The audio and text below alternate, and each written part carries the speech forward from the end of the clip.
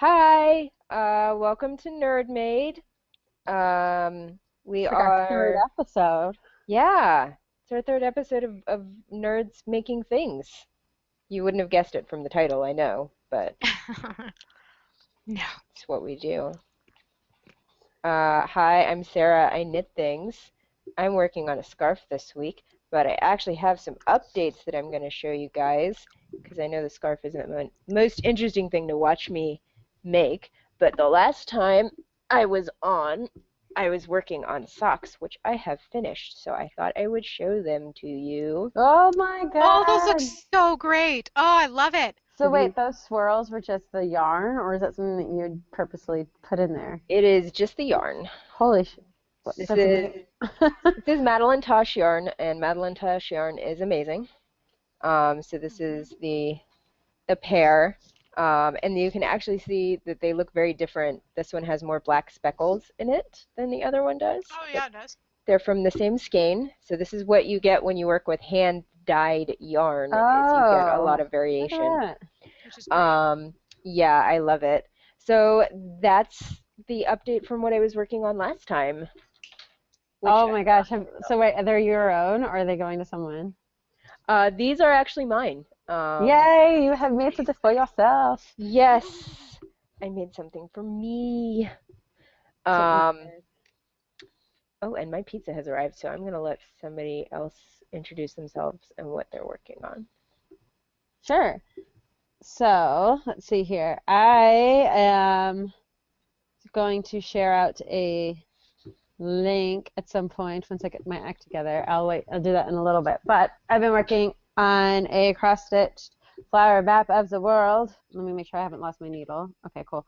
Um, so I've done a lot since the last time in that I feel like the Americas are coming along in that Mm-hmm. here is clearly Alaska and now South America's kind of looks a little crooked, but that's just because it's like the outside part. But I am actually then moved into new colors too, because before it was all just pinks, pinks, pinks, pinks. So now I did some light blue and some light yellows, and I'm going to start moving into like the darker blues and stuff, and it'll start looking more like a flower. And my goal is to finish this as soon as possible because I would like to move on to, well, I guess I'll tease it in a little bit later, but a new project that I've put on Twitter. Um, but yeah, so needlepoint is my craft, and cross stitch is that flower map of the world is tonight's craft. Awesome. Nice teaser, by the way. Oh, thank you. Oh, that will help if you can hear me. Um, I can totally see like the continents though. Like I can see them even if though they're not done. It all makes sense Thank you. on the Yeah, map. Yeah, I it's love like it. looks so pixelated and like a lot of people are like, oh, I can't really see it, but I'm like, no, but I see it. It's so I'm doing it. It's coming together. Yes, yes. It all makes sense now. Yeah. That's awesome. Um, I am Michelle also, and I crochet, one hook wonder. Um, I recently finished a baby blanket and newborn hat for my best friend who then had her baby, and I took it to her. And I can post in Twitter also on my feed. I think I did post it actually, me holding the baby in the blanket that I made. So that was really satisfying to take and give to her. So now, since it was a little bit arduous making a baby blanket because it takes a while to do the same stitch over and over again for a very long time. I am making, which you'll see here because it doesn't take long, I'm making little star Christmas ornaments that are stuffed because I'm broke and it's all anybody is getting from me for Christmas locally. So I'm making as many of those as I possibly can. But after that, I actually have a plan. Sarah mentioned she made the socks for her. And we had had a discussion earlier about it's very rare that we make things for ourselves. Usually they're either made by request or as gifts. And so since she made a pair of socks and also Sarah was really awesome and purchased me a skein of yarn that is based on Supernatural. What is that noise? Me typing potentially. Shoot myself. Sorry. Oh, it sounds weird to me. Anyway, uh, since she got me the skein based on Supernatural, I am going to my next project make something for myself out of that skein. I don't know what it is yet, but I'm going to. So I'm super excited to find a pattern to wear. So if anybody has any ideas on something I can crochet for myself, I'm open. So I don't know why you don't have mod abilities in chat, but Nightbot took your link away. I know. Oh, At Josh, where you at? Fix, please. Michelle, I think there's a feedback issue. yeah, I don't. Other Michelle, not me. Yeah, other Michelle. I think I it's. wonder why. I'll mute myself and play around. Maybe my mic's picking up wrong things when it shouldn't. Yeah, I'm not sure what's happening, but I'm really excited that you're gonna make something for yourself with that yarn. There was no way that yarn was going to anybody else but me. It's so pretty. Oh, I was gonna get, so like the first day I was there, I obviously saw and sent a picture of the hunting with baby yarn. mm-hmm. And I was like, this is cool, it's supernatural themed, and I sent a picture, and I was like, I kind of want to get this for Michelle, but the colors are like not really colors that I think you would like or wear, because it was black and white and red. Yeah, which doesn't really be. No, you're right. Yeah, and I was like, the next day I was like, well, I guess I could go back and get it anyway, just because it's supernatural. And I went back to the same booth and I saw the green one and I was like, what is this? This looks more like Michelle. And I flipped it over and it said Winchester Aw. Brothers. And I was like, yes, it's still supernatural. Done. That's so awesome. I'm so grateful too because she also gave me the information so I can order more yarn. Which is probably a good thing that I'm broke right now because I might end up spending all of my money on more of that yarn. But I look forward to supporting that business because that's awesome. Yeah, all of their stuff is nerdy and I love it. You know, you should, if you wanted to wait until you weren't broke, you could get some more yarn and you could like make yourself a sweater or something. Have you ever Oh, made that's yourself a sweater? I have not, and I actually just, it's funny you say that because I just found a sweater crochet pattern that looks really pretty that I could try. I feel like they can be very hit or miss because I know a lot of crochet sweater patterns just look like an Afghan, but you're wearing it. Yeah, yeah, that is very true. And Um, that's not necessarily a great style for a lot of people. not super flattering, no. This one seems to have potential though, so I'd like to give it a try. So that's a good idea. Maybe I should just wait and buy all of it. I was actually talking to Michelle before we went live about the current popular sweater style, which I guess this is the popular sweater style for everything right now, but to be honest, I really only pay attention to the knitwear designers that I follow. But the popular sweater design right now is big, boxy, cropped sweaters, which you can wear with the like Uh, high-waisted jeans. It's a right, it's a right. style, like I've seen people wearing it. I have too, now that you say that, yeah. It's like the style that knitwear designers are making sweaters in right now. And I'm like, could you please make fitted sweaters? Yeah. Because my boobs are too big to wear big boxy sweaters. And they make me look about 20 pounds heavier than I actually am. And I already don't feel great about my body image. So could we not? Well, I think you look fabulous, Sarah, and you have nothing to worry about. I agree that the boxy look is not for everyone, and in fact, not many people can wear it and have it look flattering, so I totally agree with you. Like you basically need to be a super thin waif to pull that off and not look fat. Yeah, pretty much. Ah, damn it. Screwed up my stitches. It's very hard. We were Yeah. also talking about, because then we were talking about like wanting to have like a flat stomach to wear anything cropped and whatever. We were talking about how we don't have good motivation for gym or diets, and we need to be more like you because you have good diet and gym motivation. Oh, God. You're so Well, dedicated. I try.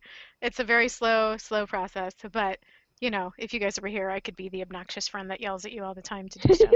I don't know that you guys would appreciate that, but I would so find it easier to work out if I was working out with you. Like having aw, a thanks. partner for motivation makes it a lot easier, I think. It does. It really does. Yeah. Especially when you're starting out and you have no idea what the hell you're doing anyway. Right. Are you still muted, other Michelle?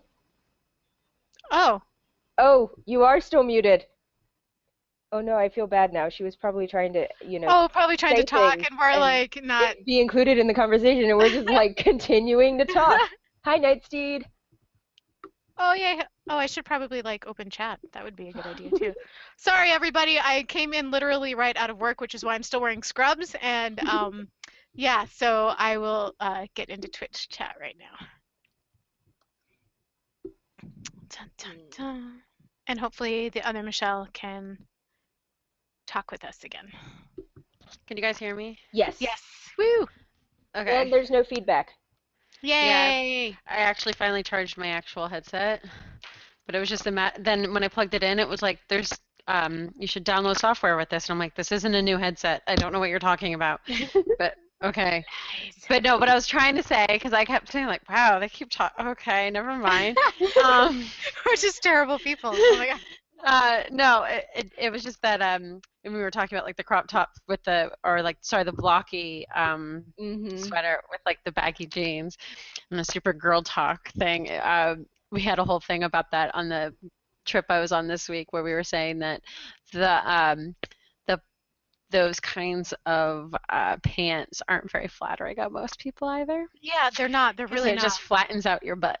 Yep. Like they look like they're so like it's this really like super like oh I just threw this on and there was no thought in it whatsoever. But I feel like that outfit idea in general is like really complicated to wear and not very many people can wear it. Yep. No, yeah, it's go requires. But that was my super girl talk contribution to that conversation. That is a It's like- valid contribution. I think there's a big difference between vintage high-waisted pants and mom jean high-waisted pants. And Oh, the hell style yeah. right now is mom jean high-waisted pants.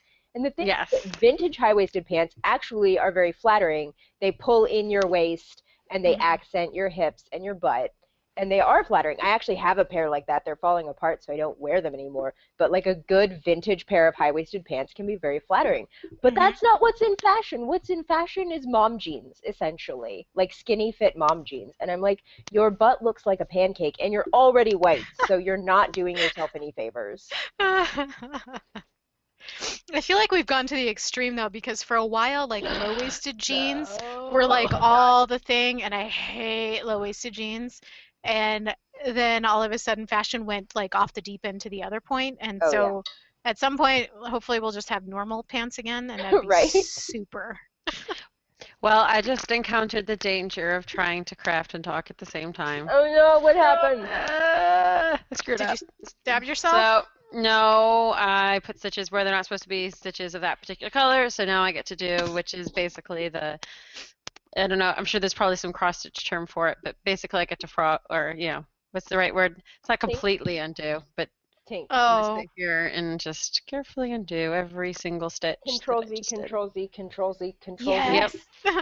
And then the trick Ah. is because it's thin thread and fabric, and I don't know, you can create knots when you do this sometimes. Mm. It can fray the string more, so then it just looks fuzzier. If I was like being like actual professional, I'm sure that would annoy me more, but I don't care that much about whether it's a little fuzzier. And sometimes the string can break. And so then you're stuck trying to tie off that piece of string with not a lot to do that with. I feel But- like I would be angry cross-stitching all the time because I would break string a lot and then I would like throw it across Yeah, the like room. the good thing I will say about like having graduated from doing like the kits is like I can buy as much of the string as I need, Mm. right? That's Whereas good. in the kits you have a finite amount, and I don't know why this is not coming out. See, rage already. I would already be like murdering someone. I would become the cross-stitch serial killer. Right?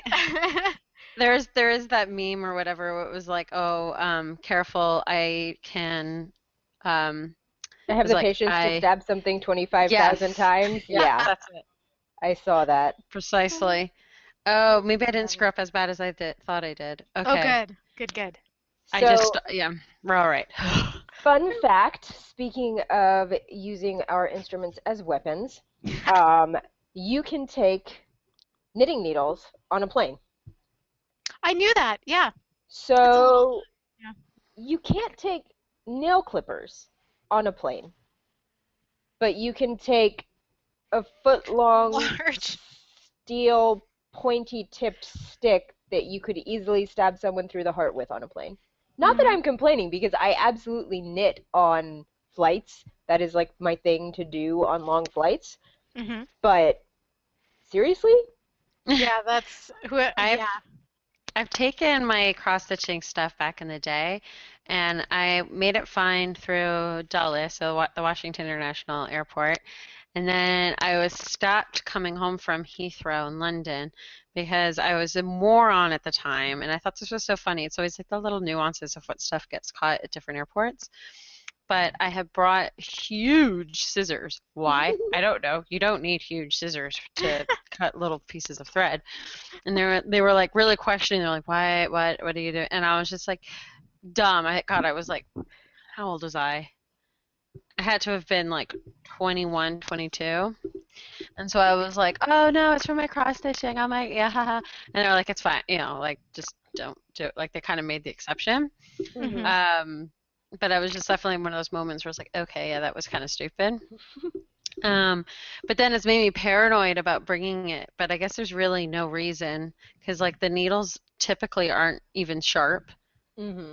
And then the scissors, I mean, admittedly, I have a nice pair of scissors now, but they're not that big. They're just little stork scissors. Well, as That long as the blade is under a certain length, it's okay. So I Which don't know if these would be all right, but I I can get know smaller scissors. why, because last time I flew, I finally, for the first time ever, got stopped. And they were like, "So what is this?" And I was like, "Well, it's knitting needles. I knit." like they didn't know what it was. He was like, "Well, what's in your bag? Is there anything sharp?" And I was like, "There's Oh, knitting needles." okay. But I had these. These are my little snip snips. Aw. Yeah, those look about the same size as mine. Yeah, and they were like, Oh, "Well, the yours blade actually is, bigger. I think it's like 3 inches." They were like, "The blade is like less than 3 inches, so I guess it's okay."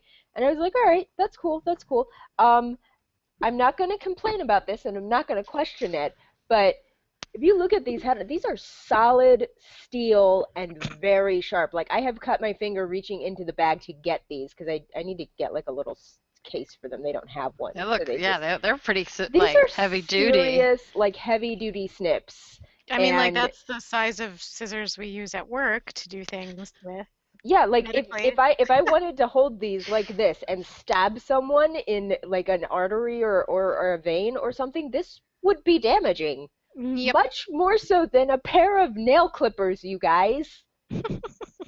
What are you doing? But nail clippers though, I mean Nail that's clippers. Can't have like. nail clippers. Mm-mm. Plus, if I was on a plane and somebody whipped out a pair of nail clippers at me, I'd be like, "What? Do you need help with that?" Or like, No. what? Well, No, like Oh. they're totally fine with it, and I've never had any of my stuff taken away from me while flying, but I genuinely feel like of the things that you could take onto a plane, like my knitting needles and my snips are probably way more damaging than half the things on the list of things you aren't allowed to bring on a plane. Yup. My shampoo bottle is too big, so they're going to take it and throw it out. But these, like, inch-long, solid steel, very sharp scissors, that's Totally fine, okay. Yeah. because they're less than 3 inches. well, before it gets much later, I'll do my little tease because I have the poll ending in 40 minutes. Okay. Hopefully, we can figure out how to share the link on the Twitch. But Did you PM Josh? I think I might have I put it permissions. I put it in our little VC chat, Okay. the I'm going to link. try and link it because I think I have the permissions. Okay. So, one of the things I was mentioning earlier about what my craft Yes, is. I have So, permission. yes, perfect. So, one of the things is that, well, cross stitching is just one stitch of the plethora of stitches that is in the world of embroidery and needlepoint.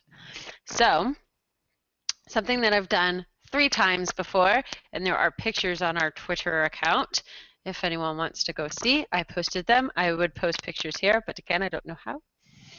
But I made embroidered dice bags. And so it says like so-and-so's dice typically in the past. This time it will not have a name.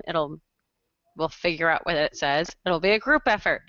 So I have a poll up on the Twitters, and it is going to close in, like I said, 40-ish minutes, and we'll reveal the answer on our show. But basically, the question is what color should the outside of the dice bag be? Because the outside of the dice bag is what's going to be embroidered, and so that's the part that I kind of need to know first to then figure out like designs and stuff for the most part. The design is going to be somewhat simple. Here's the reason why you should care. Because I'm going to make it, parts of it on stream, but because we meet every other week, hopefully I'll work on it in between, so then that way, you know, it actually gets finished. But it will be a giveaway to a lucky viewer, and you'll get to do a dice bag because we're nerds and we like our tabletop games, and dice are an important facet of our hobby. So why not have a very cool dice bag? So what it'll be is the outside will be embroidered, then it has a different lining. I usually go for like a plainer fabric on the outside, so then that way you can actually see what the hell I've stitched. And then a more like intricate designed fabric, like printed fabric in the middle. It's a drawstring. It sits upright because it's got an actual bottom. It's not like just a fabric folded over. Whole thing's handmade. In the past, I've tried to use a machine to stitch parts of it, but literally the parts that I can use a machine to stitch are like maybe like 2 parts of it before then the whole thing has to be hand stitched because of the angles and assembly required. So the thing is, I think I said I gave 4 color options, and it'll be variations of these. But what was it? Did that, and what was the, oh, gold, that was it. All right, so question was, of these 4 colors ish, or variations of, but basically that will be the good baseline. So we've got a yellow, and I really like this yellow. I don't know if it's going to camera will pick it up, but it's like got this really cool almost calico print to it. Oh yeah, it kind of does. I see it a little bit. So yeah. it'll be, it's pale enough that like I can easily print, you know, stitch something on it and it'll pop out. I've got variations of gray because everyone needs variations of gray. It's true. There's so many, but gray is also easy. One of the examples that I actually posted is the outside was stitched was with gray, kind of made the design pop. And the other one was a purple. This is a really dark purple. Another example that I had done was of this one. It was really cool. I did it with like silvers and yellows, so nice high contrast. And then lastly, red. So this is bright red, but I've also got like a burnt red. And so the cool thing about these dice bags, and so this is going to go into a little bit more of the craft, when you go to the fabric store, you can get these like quarters, so you don't actually have to go and sit there with, I mean, I could, but the amount of fabric that is required to make a dice bag is not that much. Mm-hmm. So it doesn't make sense to sit there with like the big rollers of the fabric and get it cut. I just get like, God, I think these are like maybe a couple dollars, if that. Mm-hmm. And so then you get so many, and so then what I'll do is based on whatever the poll answer is, I've got all this fabric to then pick like an appropriate liner to it, and I'll just go ahead and I'll just pick whatever pattern goes best with the color that's been selected. So cool. It kind of turns into a thing when you go into the fabric store and you're like, oh, but I like this one, and oh, but I like that one, and before you know it, you have probably a larger collection of fabric than you may actually need in your life. So I don't know that there is such a thing as too many craft products, right? Craft that you need. It's like just called Sable. Stash accumulated beyond life expectancy.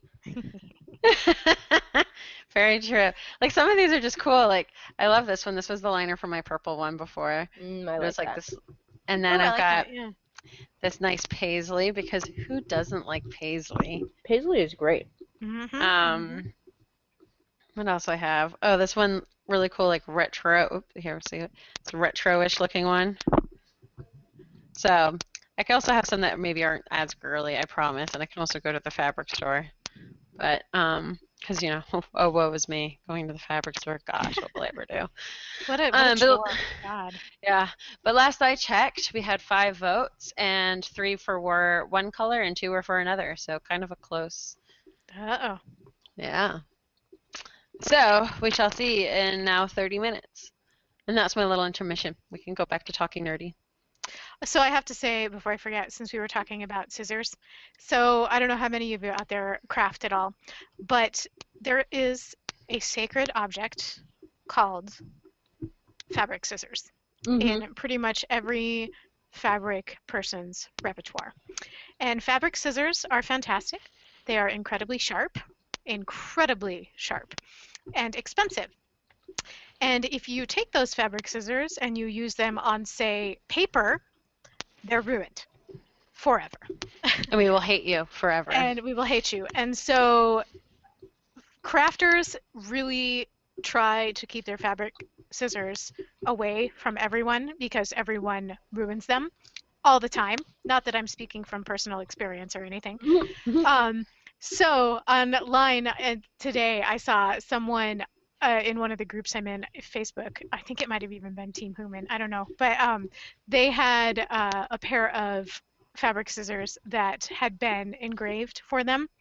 And oh my gosh. Yeah, but this is the best part, and I want these so bad. The engraving said ectogamete. And if you're a fan of The Fifth Element, you may or may not know what that means. But it means I've seen it, but refresh my memory. What was the quote again? I missed it. ectogamete. Ah. And so in the scene where Corbin Dallas is taking Lilu, the Fifth Element, to the priest, there's a scene where she wakes up. She was unconscious, and she wakes up holding a gun to Corbin Dallas's head because he tried to kiss her while she was unconscious. And she says ectogamete, which means never without my permission. So her scissors were engraved with ectogamete, which is never without my permission. That's cool. The Fifth Element is like one of my all-time favorite movies, and so I'm like, I must have these scissors. So I'm going to do that someday. Yes, no, I love it. It's like both, like, I love it when it's subversively nerdy. Yes. Like, you know what I mean? Like you don't actually, like you wouldn't, like if you weren't in the know, you would just be like, whatever, right? What does this mean? Yeah. Yeah. That's so perfect. And I don't remember, but I think that someone else had them engraved for her. So the fact that somebody else knew her well enough to be like, she'll totally get this is just like, what a great gift. I love it. And speaking That's of so gifts, it ties in with one of the things that we thought that we would potentially talk about, which was gift giving and all of that with the holidays.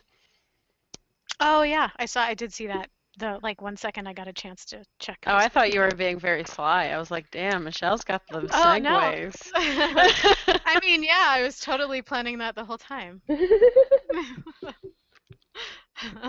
Yeah, we'll just go with that, right? Yeah. Smooth. So I don't know. So what's on your nerdy shop wish list this holiday season? On mine? Yeah, on anyone's. Oh. What's your birth? I don't know when your birthdays are too, but what's something that would be on your nerdy wish list? Brand new PC. That's a big one. Yeah. That is a big one. Gosh, what else? I really need to get a new case for my phone because I've dropped mine 7 times and the phone just falls out of it. So it's not a very good protector. So that and socks. Oh my God, I socks can are on make my you wish socks. list too. I mentioned that to my coworker, and she was like, "Socks are really cheap. What? Don't you want to ask for something more?" And I was like, I mean, I guess, but like socks are never something that I think to, again, buy for myself. Like it's like Right. I'll always sit Yeah. there and be like, all right, I've got this one pair of, and it's just like, why? Just I don't think about it until I'm putting them on, and then you put them on, and then you forget about it. Yeah, and then you're like, oh, these socks are shitty. I should throw them away. Right, right. But I try to get hiking socks, so they're a little bit more expensive than Oh normal yeah. socks, which is why I don't have a lot. Um, but yeah, I'm trying to get more of those. I would So imagine that you would need them too. yeah, they make a huge difference. You wouldn't think so, but it really, as far as like taking care of your feet when you're active like that, it really makes a huge I difference. mean, I got a Do pair you of like running socks, so like do you I layer your understand. socks when you hike in the winter? Because I always do that. When you do what? I'm sorry. Layer them. Do you layer No. them? Because I do like a soft, like if I'm gonna be outside, right, in the cold or like hiking or something, I do like a thin, soft sock, and then I put like a thick, woolly hiking sock over that. But I get really, really cold really, really easily, so I always, if I'm gonna be out in the winter, like hiking or when I was on the farm and I had to do chores, I would layer my socks up so that my toes didn't get too cold. I guess I could see that maybe for like working and going on. I don't know how long you went hiking, but in the past when I've layered anything in my shoes, if I go hiking for like 10 or 12 miles, if I have layers, I usually end up getting blisters really bad. Huh? Um, but maybe that's just my foot too. So I don't know. everybody's different. Yeah. So yeah, Yeah, so I I don't get layer socks. cold very, very easily. And I remember when I was young and working on the farm, when I would do that. Because also in Georgia, we don't get a lot of snow. Our winters are very much like cold rain. So it's like cold and miserable and slushy, and it's Cold rain sucks. I not hate cold enough to get snow. See, you think it's weird that I love snow so much, but like I live with cold rain 24/7 in the winter. So like I feel like snow's preferable. It's Yeah, not as I might. miserable. I might take snow over long-term rain. I don't know. I don't know how I feel about that. But the woolly outside socks would always get soaked through, but the inside socks wouldn't be. And then I could come in the house and I could take my boots off, and then I could peel the socks off the outer layer of socks and hang them by the fire, and then warm up my toes by the fire, and the under socks wouldn't be soaked all the way through. And it's That is the Gosh, you guys, best makes me feel like feeling I want like a fire now, and like like oh that yeah, cozy we had feeling of when you come ever. Yes. in from wood crappy stove. weather. That is the best feeling. No. Oh my God. Yes, the wood stove was great because you could like sit right next to it, but it's closed in obviously because it's a wood stove, so you can be like right next to it and not have to worry about Yes. like sparks coming out at you or anything. That's And there is cool. just there's nothing like stove like an actual fire heat Hmm. versus like sitting by the heater. It's just It's not the not the same. same. Mm-mm. Nope. No, and wood stoves put out so much heat. Hmm. They're so good. So, I would go and sit by that. I would always also do that in the morning in the winter when I would get up. I would go downstairs and I would get my breakfast and I would go sit by the fire. Uh, Oh, that sounds it was amazing. so warm. Now I live in an apartment in Atlanta and we just keep it like temperature controlled, which is nice, I guess. But like there is also something to, There because of is. course, my parents were those like super frugal, in the summer we don't use AC. We open the windows at night and close them during the day and use fans to circulate the cool air that we trapped from the night. Oh But my God, I still feel like that would be way too hot in oh, Georgia it's to do way too that. hot. If They your don't, house is well insulated, it makes a difference, but it makes a difference, but it doesn't make enough of a difference. I think that they put the AC on when it gets over like 90. I think they oh, put the AC on. no. Oof, oof, Um, oof, oof, oof. No, I thank mean, you. I was in New Orleans this week, and Saturday it hit like 80s or like 80s or 80. I don't know, mhm, but it felt so hot because it's been like fall and cold here, right? So mhm. I was like dying, and then it was like some places did have air conditioning, and it felt weird to have like air conditioning on in December. But man, I was just sitting there. I was like, how do people live here without air Oh my conditioning? God. I I have to totally agree. say, as someone who's lived in Georgia for quite a while now, over a decade, uh, n Louisiana heat is some of the worst heat I've ever been in. I did a missions trip to Baton Rouge in the summer one year, and I think I died. Like we joke about in Georgia needing a scuba mask to go outside in the summer because the Yeah. humidity is so bad, but it was nothing compared to Louisiana. And I don't know if this is like uh you know how everyone's always like, yeah, well, my state has it worse in like the Yeah. misery competitions. I don't know if I'm betraying Georgia somehow, but like genuinely, Louisiana was the worst heat and humidity I have ever encountered in my life. That It sounds was Yeah, awful. no, I don't doubt it. I mean, it was, I don't know, I guess I just wasn't prepared for it, but it was definitely like when you walk into the hotel lobby and there was air conditioning, we were all like, yeah, Ugh. I am familiar with that feeling. Yeah, and But AC when my parents would put it on, the AC was 74. My ugh. God, that's what I heat my house to in the winter. That was with the AC. No, and in the winter, they don't want to use heat. They want to use the wood stove and use fans to circulate the warm air through the house. Hmm. So it has to get below a certain temperature before they'll use the heat, and they will heat it up to like 72. So like most places use AC to 72 in the summer and heat to 74 in the winter. And my family's like, we will cool it to 74 in the summer and heat it to 72 in the winter. And I'm like, what is wrong with you? I understand that you want to be frugal, but I'm also actually dying. It's hilarious. And God, couldn't. But no, I don't know. It was, I will say Virginia for the most part has been, it's funny because we've had a lot of people be like, oh, we had 4 seasons. And now it's like, wait, we haven't had 4 seasons in such a long time now. It's like, okay, it just goes from hot to cold, no in between. Mm, that But sucks. The best season to me is fall. I Um, know it's so cool, but it it's sucks to been not so have that. rainy and gross, and I don't know. It's like we skipped it, but I anyways, think we got about a week of fall, and then it went to winter. yeah. We actually had a pretty long fall here, which is unusual. I'm jealous. I loved it. I'm So jealous of what's on your your kids, wish though. list, Sarah? I'm really bad at wish lists. I am too. So the thing for me, and I admit that this is a failing. I think we talked about the love languages thing before and how gift giving is a really big love language for me. So my issue is that like I much prefer to not ask for a gift and for someone to just give me something because they're like, I saw this and I thought about you. I thought you would like this. And then it's like, it doesn't matter if it's exactly what I wanted or not. The important thing is that you saw it and you thought about me and you thought I would like it. And that makes me happy. Hmm.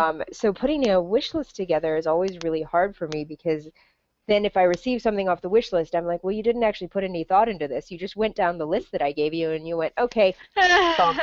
It's like having a wish list on Amazon and they're just like, yeah, I went through your Amazon wish list and hit buy now on one of them. And I'm like, you didn't, That's the fair. effort, the effort. Yeah, I I get could see very, that. get very bent out of shape because I put a lot of effort into gifting for other people and then everyone else is Says just like, says the girl knitting a scarf for someone else right yeah. now. Yeah, But you I are actually really, have, really good at gift giving, Sarah, I have to admit. I try really hard. I had a great experience this year and I'm really excited. I was in a gift exchange in a girls group that I'm in. And it's a really lovely group. We are just a bunch of girls that have a Facebook group and talk to each other. And a lot of us have never met in person, but we just hang out and talk online and are very supportive of each other. And it's just a really lovely group. And we have a gift exchange every year. And it's actually called Secret Snowflake Sister because the girl who runs it is also Jewish. And she's like, I don't want to do a Secret Santa. Can we just make it Secret Snowflake Sisters? That's Aw, Um, neat. I I like like that. that. I think I actually like that better anyways. It's Yeah, me really too. cute, and we've done it for years. And this year, the girl who matched with me sent me two skeins of Madeline Tosh, a set of liquid lipsticks, Ooh. like 15 or something liquid lipsticks I in can a tell variety of already she knows colors. you very well. And like a Star Wars t-shirt, and there's apparently one more thing in the mail that I haven't Oh, received yet, and I'm like, you've already Wow. spent, like, this is at least like $100. Oh my God. holy cow. But I was just really so excited because I was like, oh, and she doesn't know me at all. Like, I actually don't know her. I'm not even friends with her on Facebook. She's in the group, and I've like talked to her, but I don't really know her. But I think Well, she I is think good you need to friends. friend her I do now. need to friend her now, but she is good friends with someone in the group that I am close with. There's a girl that I'm going to be a bridesmaid at her wedding, and she's one of the other bridesmaids, so I know she's close with our mutual friend, and I think she went to our mutual friend and was like, what do you think she would like, and like actually put research and effort into it. And I was Aw. like, oh, this is so sweet. I love it so much. That's really sweet. It made me very happy. But yeah, so I don't have a lot on my wish list. Winston knows that I would like a new Swift for my yarn winding purposes, a What's new that? ball winder. So Oh, I should put that on my wish list. those are good things. You need Swifts and ball winders because Yeah, that skein I got you needs to be caked. I didn't think yeah. about that. I should have caked it before I sent it to you, but I Oh my wanted it gosh, no, in. no. You guys are using terminology that means nothing to I'm me. gonna help. I'm gonna help. Okay. Okay. Okay. So you know what a skein of yarn looks like, right? Like it's a big Yes. twisty hank thing. I did not assume what you got me, Winston. He's eavesdropping. I should not. Okay, so you know what a skein looks like. This is a cake, Okay. okay, and you can pull from the center of it. Obviously, with the skein, you can't pull the yarn. It just is a big like loop, and if you are pulling on it, you're going to end up with a tangle. So Huge nuts, yeah. yeah, so there's a thing So called a that Swift. has been caked. Yes, this has been caked. So I'm going to send Okay. some links into the Twitch chat to help educate people. Uh, Skein of yarn. Let's get a good skein picture. Um, And you can, of course, wind them by hand, but yes. it's really annoying and it takes forever. So I've done. that's the I guess thing. I just didn't know what it was called because like I go to the when I was into. By the way, I got my yarn and all my old knitting needles back. I have that now. Again. Yay! But when I would go to the yarn store and then you sit there and you crank the right and it Yes. spins it. Yes. Yeah. Okay. So that's a Swift and a ball winder. So I put a link for a skein in the chat, and then this is the Swift that I currently have, which is it's a cross like this. It's a cross Swift, and you can put your skein on it and then wind it from that, and it spins around. But it is limited in that you can see there are a set number of holes, and then you have the pegs, and you can adjust the pegs into different holes depending on how large your skein is. But if the skein is bigger or smaller than what those allow, you're a little limited. So there's another kind of Swift called an umbrella Swift, which is probably what you've seen in a yarn store, and that's the one I'm going to paste now. And this is, you can see that it has that little thing in the middle that has a key on it, and you can adjust it up and down. And as you do that, the umbrella Swift gets bigger or smaller, so you can put the skein around it and then just push it up until the Swift has expanded enough to hold the yarn securely, and then you readjust the key and it holds it for you while you wind your ball from that. And that way it's infinitely adjustable to exactly the right size to match whatever skein you are attempting to wind up. And then there is a ball winder, which I'll send a picture of. And this is not just a knitting thing, obviously. This is for crochet as well. Anything where you're going to use yarn, having it in a cake, and this ball winder has a cake already on it, so that's helpful. Having it in a cake makes it much easier to work with. Mm-hmm. And I think Michelle's computer just restarted on her, so she'll be back with us. Oh, shoot. Okay. Poor Michelle. Gosh. Okay, and there's a winder with a skein on it. I just went all fiber nerd. Yeah, There is so nothing wrong with that. you should definitely get a ball winder and a Yes, I need Swift. to. Oh, she's Um, culling. Yeah, I had actually planned on buying one a while ago, and then it never worked out. So that's like high on my priority list. I Well, just keep forgetting. now I know what I should get you. No, are you kidding me, lady? No. Can you I guys do hear need me? Yes. yes, we can hear you. Oh my I do gosh. need Probably to if I you took a guys needle out of my mouth.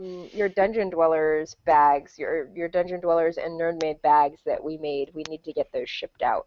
Oh my Um, God. I'm so excited. I am too. I That's can't so wait. incredibly sweet. so I Yes. was gonna include some yarn with them, but Michelle, who currently cross stitches, would you want yarn Oh, or yeah. No, okay? I'd take it. Because I Would am you? thinking of like, once I'm finished with like dice bags and this project and so forth, I was thinking it would be cool if like you could like, I mean, I can refresh my own memory, but like, not to say that I need you to teach me because that would be like a whole thing, but like, help guide me at points. I can Yay. teach. I can help guide too, but I can teach. I've actually taught paid for knitting classes, so I I'm know, but I was just like, I yeah. hate because I know that there's some people who are like, oh my God, it takes so much time to teach someone, like just, like unless it's like a formal thing, I'm not going to help you. Okay, Right. okay. So I, The I didn't want to assume that, but I thought like, I love seeing your socks and I, I don't know, it'd probably be very challenging. Maybe I need to start with something more simpler don't again. start with socks. I would say start with a garter stitch scarf. It's not a lot of fun. Initially, it's going to be a little boring, but that's the best way to get started. That's what I had Winston start with. The thing that is honestly the hardest part of teaching over the internet is not being able to show you. Obviously, I can show you on my needles Yeah. if I see you doing something wrong, but there is definitely an advantage to learning in person. So I would say if you can find like an in-person, a lot of yarn stores Yes, will I have a local one that free does that. yeah, they'll do free learning how to knit classes as long as you get the supplies from their yarn store. So I feel like that's really worth it for at least getting the basics down. And then once you have the basics down, I can help with a lot over the internet as long as you know what I'm saying, when I say knit Yeah. stitch, purl stitch, etc. But having the basic building blocks it's good to have that taught in person before moving on. But I can definitely help and guide and teach. And if you do learn and get to the point where you want to try socks, that is the first class I ever taught was 2 at a time toe up socks with a short row heel. Although now I do afterthought heels. Oh. Can definitely teach That's you awesome. socks. Yeah, like I've done, I mean, really, what is the thing? So I think I've crocheted hats and I've knitted scarves and I've done different kinds of scarves in the past, but it's been, I think when we discovered my Ravelry account, rediscovered my Ravelry account, what has it been since like 2013 or something like that? So it's been a hot minute. And it looks like I'm not visible on Twitch Oh, because I that's correct. Winston! Michelle's computer restarted, so now she's not visible on Twitch. Can you please do a fixin'? Also, they asked me what was on my wish list, so I wasn't assuming what you got for me. Just saying. So this is what the 2 halves of my star ornament look like before I put them together. Aw, cute. Yeah. so small. Yeah. And then I stuff them a little bit. They're super cheesy, but it's all anybody's getting. I was working at one point on a blanket, which I gave up on, and I'm glad I did because I was using crappy yarns. At this point, if I was going to do it again, I would do it with nice yarns. But it was called a Hexie Puff blanket, and That sounds familiar. you would knit these little hexagons and then stuff them with like some Yes. kind of a stuffing, and then you would sew them all together, and it would be like a beeswax looking type thing because it's all hexagons, but they're all like multicolored little puffs. Oh my God, it was the cutest thing. I think it was actually called the Beekeeper's Quilt. So I've made that's one neat. similar to that with crochet. The only difference is the hexagons weren't stuffed, which thank fucking God, because that blanket took me like 6 months to make. And it was mostly like the hexagons themselves were fine and they had like little snowflakes in them because it was a winter blanket. But individually, like hand sewing each hexagon together, I thought I was going to shoot myself in the face because I was so bored doing it. So I can't imagine having to do twice as many and then stuff them and then link them together. And they're like small too on this. Let me see if I can. Here's a picture. This is the Beekeeper's Quilt. I'm going to share it in Twitch. It's insane. Like, I would like to do it one day, but it is pretty hecking crazy. It's a Oh, lot of puffs, oh Wowee. God. Yeah. That is incredible. Yeah, right? it is. Oh my Like, I gosh. it both think is it, I gorgeous, will but say, I think it looks cool, but it also is probably the most like granny looking thing as well. right? And I can't decide if it's because it's on the couch that it's on Yeah. or if it's just the style. I mean, don't get me wrong, it's cool, but I feel like that would almost be neater on like like a wall or like one of the things that you would potentially, if you could, I don't know if it would stretch it out too much, but if there was some way to like mount it. So somebody actually made a headboard out of it. Here's a picture. Yes. Oh, as a headboard, I could totally see. Yes. Yeah, that's kind of what I was like thinking of. Like, I gotta look now. man, now that's what I want to do. That's cool. That looks really cool. I So yeah, really that's like, and then it'd be totally. comfortable to like, put your Yeah, head you could against. just lean against it. Let's see if I Oh, can put I like it. links. Do I Oh, have I was gonna permission? say, so I as do. a That's the Ask counter, oh, Catherine. let me see. Whoa, you made that? Yeah. Oh, Well, not that specific wowee. one, but that's what mine looked like. Yeah. Cool. It's snowflakes. Wow. That's impressive. That almost looks like a wizard's mantle. Oh yeah. Ooh, I didn't think of it that way. Nerd. Um, no, that's neat. I was gonna say, so as a counterpoint to, because you guys were talking about like skeins and then your whirler, what are they called again? Ball winder and Ball, Swift. Swift. That was the word. Similar thing with needlepoint, by the way.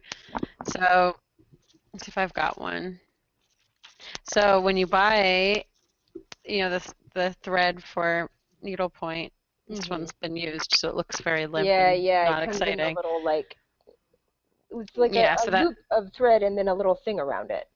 yes, and so that also, in a very similar way with yarn, gets tangled. And that was fine for a while, but then what also is the thing is that it gets complicated. Because if you lose those little tabby things, all of a sudden you have no idea whether that's light pink or faded pink, Mm-hmm. Oh yeah, so you just have to etc. hope that you are either not colorblind Yes. or Yes, but it's like it's literally impossible to go. But everything, because I remember I was saying that last time that everything's numbered. So then what you do is you get these little spools, so you can see. So then I wind up myself. That like I've thought there are some things that you can buy to like wind it, but it seems like a kind of a silly purchase. I don't know, like. It depends like on how you'd much rather time it just takes. yeah. Yeah, it doesn't take. I mean, I will say it takes more time than one would expect. But it's not it's actually kind of a relaxing thing because you can sit there and like I was watching like Handmaid's Tale or whatever, just be like shh. But and also I'm a little OCD, so I like it to be like as perfect. But then the point being is I don't know if it'll pick it up, but like you can put the number like on with Sharpie on the plastic because all this is plastic. Yeah. And then you can have a hoop. There's different ways that people do it. This one has like the screw one. I have to say this is not. If I do get a new one, this is not the one I'm going to pick. I think I would do one that snaps. I don't know. So I feel like this to do the screw all the time is a little annoying. But that way I've got two of these, and there's no way that the number is going to get, I'll not know which number it is. That's really smart. So I would Getting everything recommend organized. for holding things on loops. This is I have to pee. I'll be right back. okay. How dare you? This is what I have for my stitch markers. Oh And yeah, look at that.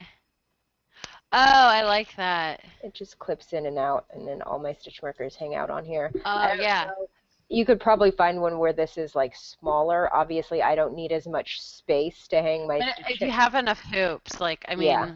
it would be okay. Like And these are probably getting a little overcrowded. So I have two of them, and they hold different stitch markers because they're themed. This has got Star Wars stuff and Doctor Who stuff on it, and this has Supernatural and a set of polyhedral Whoa, those are cool. dice. So how do you so what is so I guess that means like when do you when do you use stitch markers?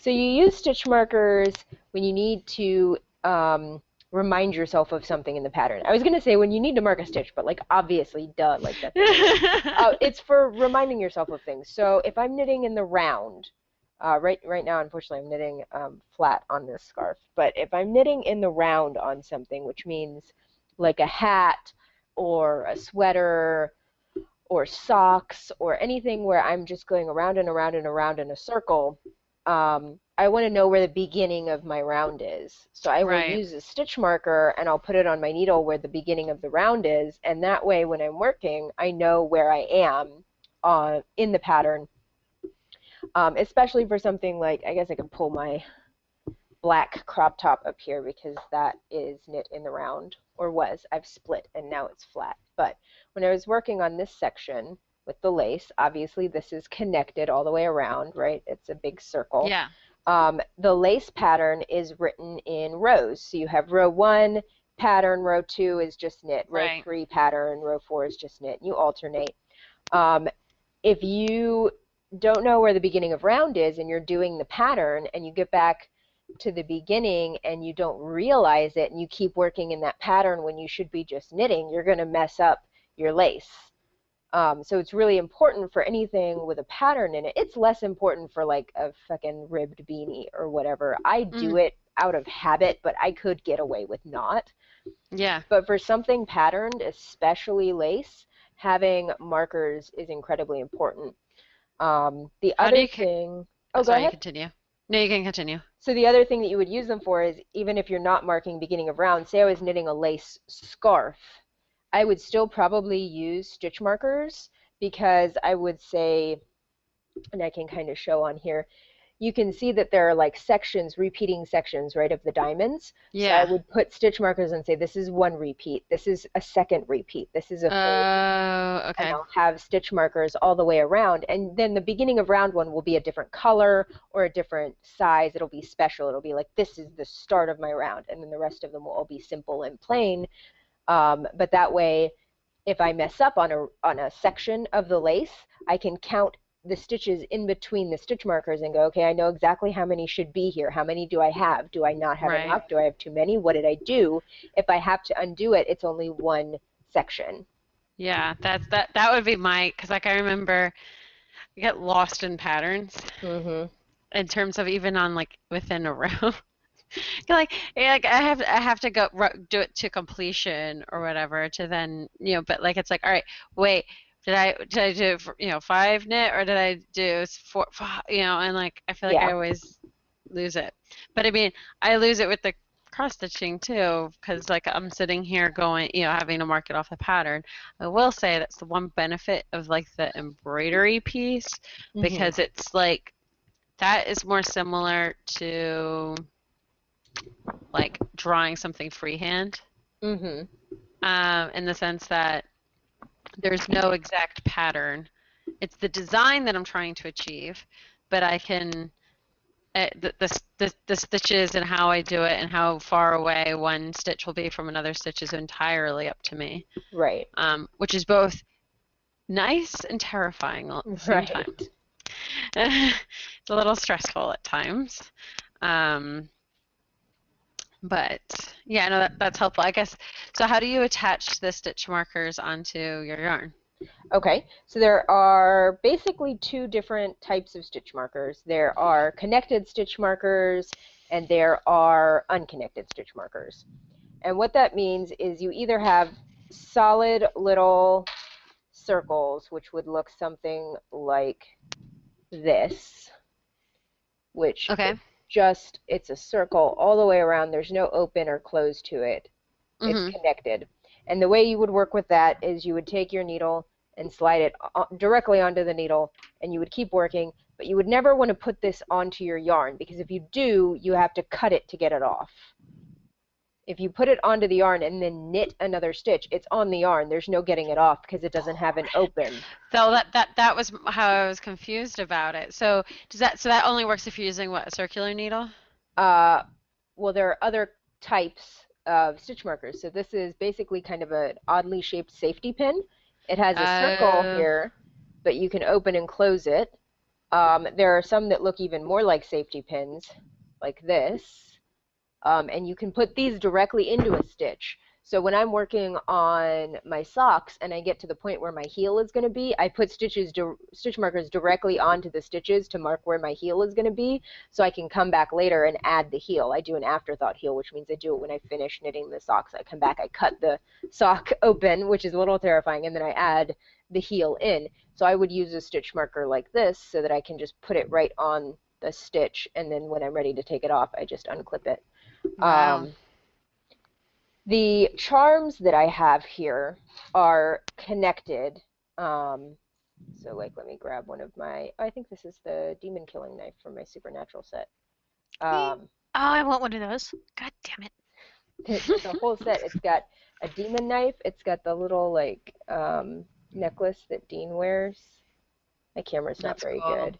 There's the car, there's an angel wing, there's a cassette tape. This is definitely absolutely Castiel right here, Oh, totally. Oh, which is great.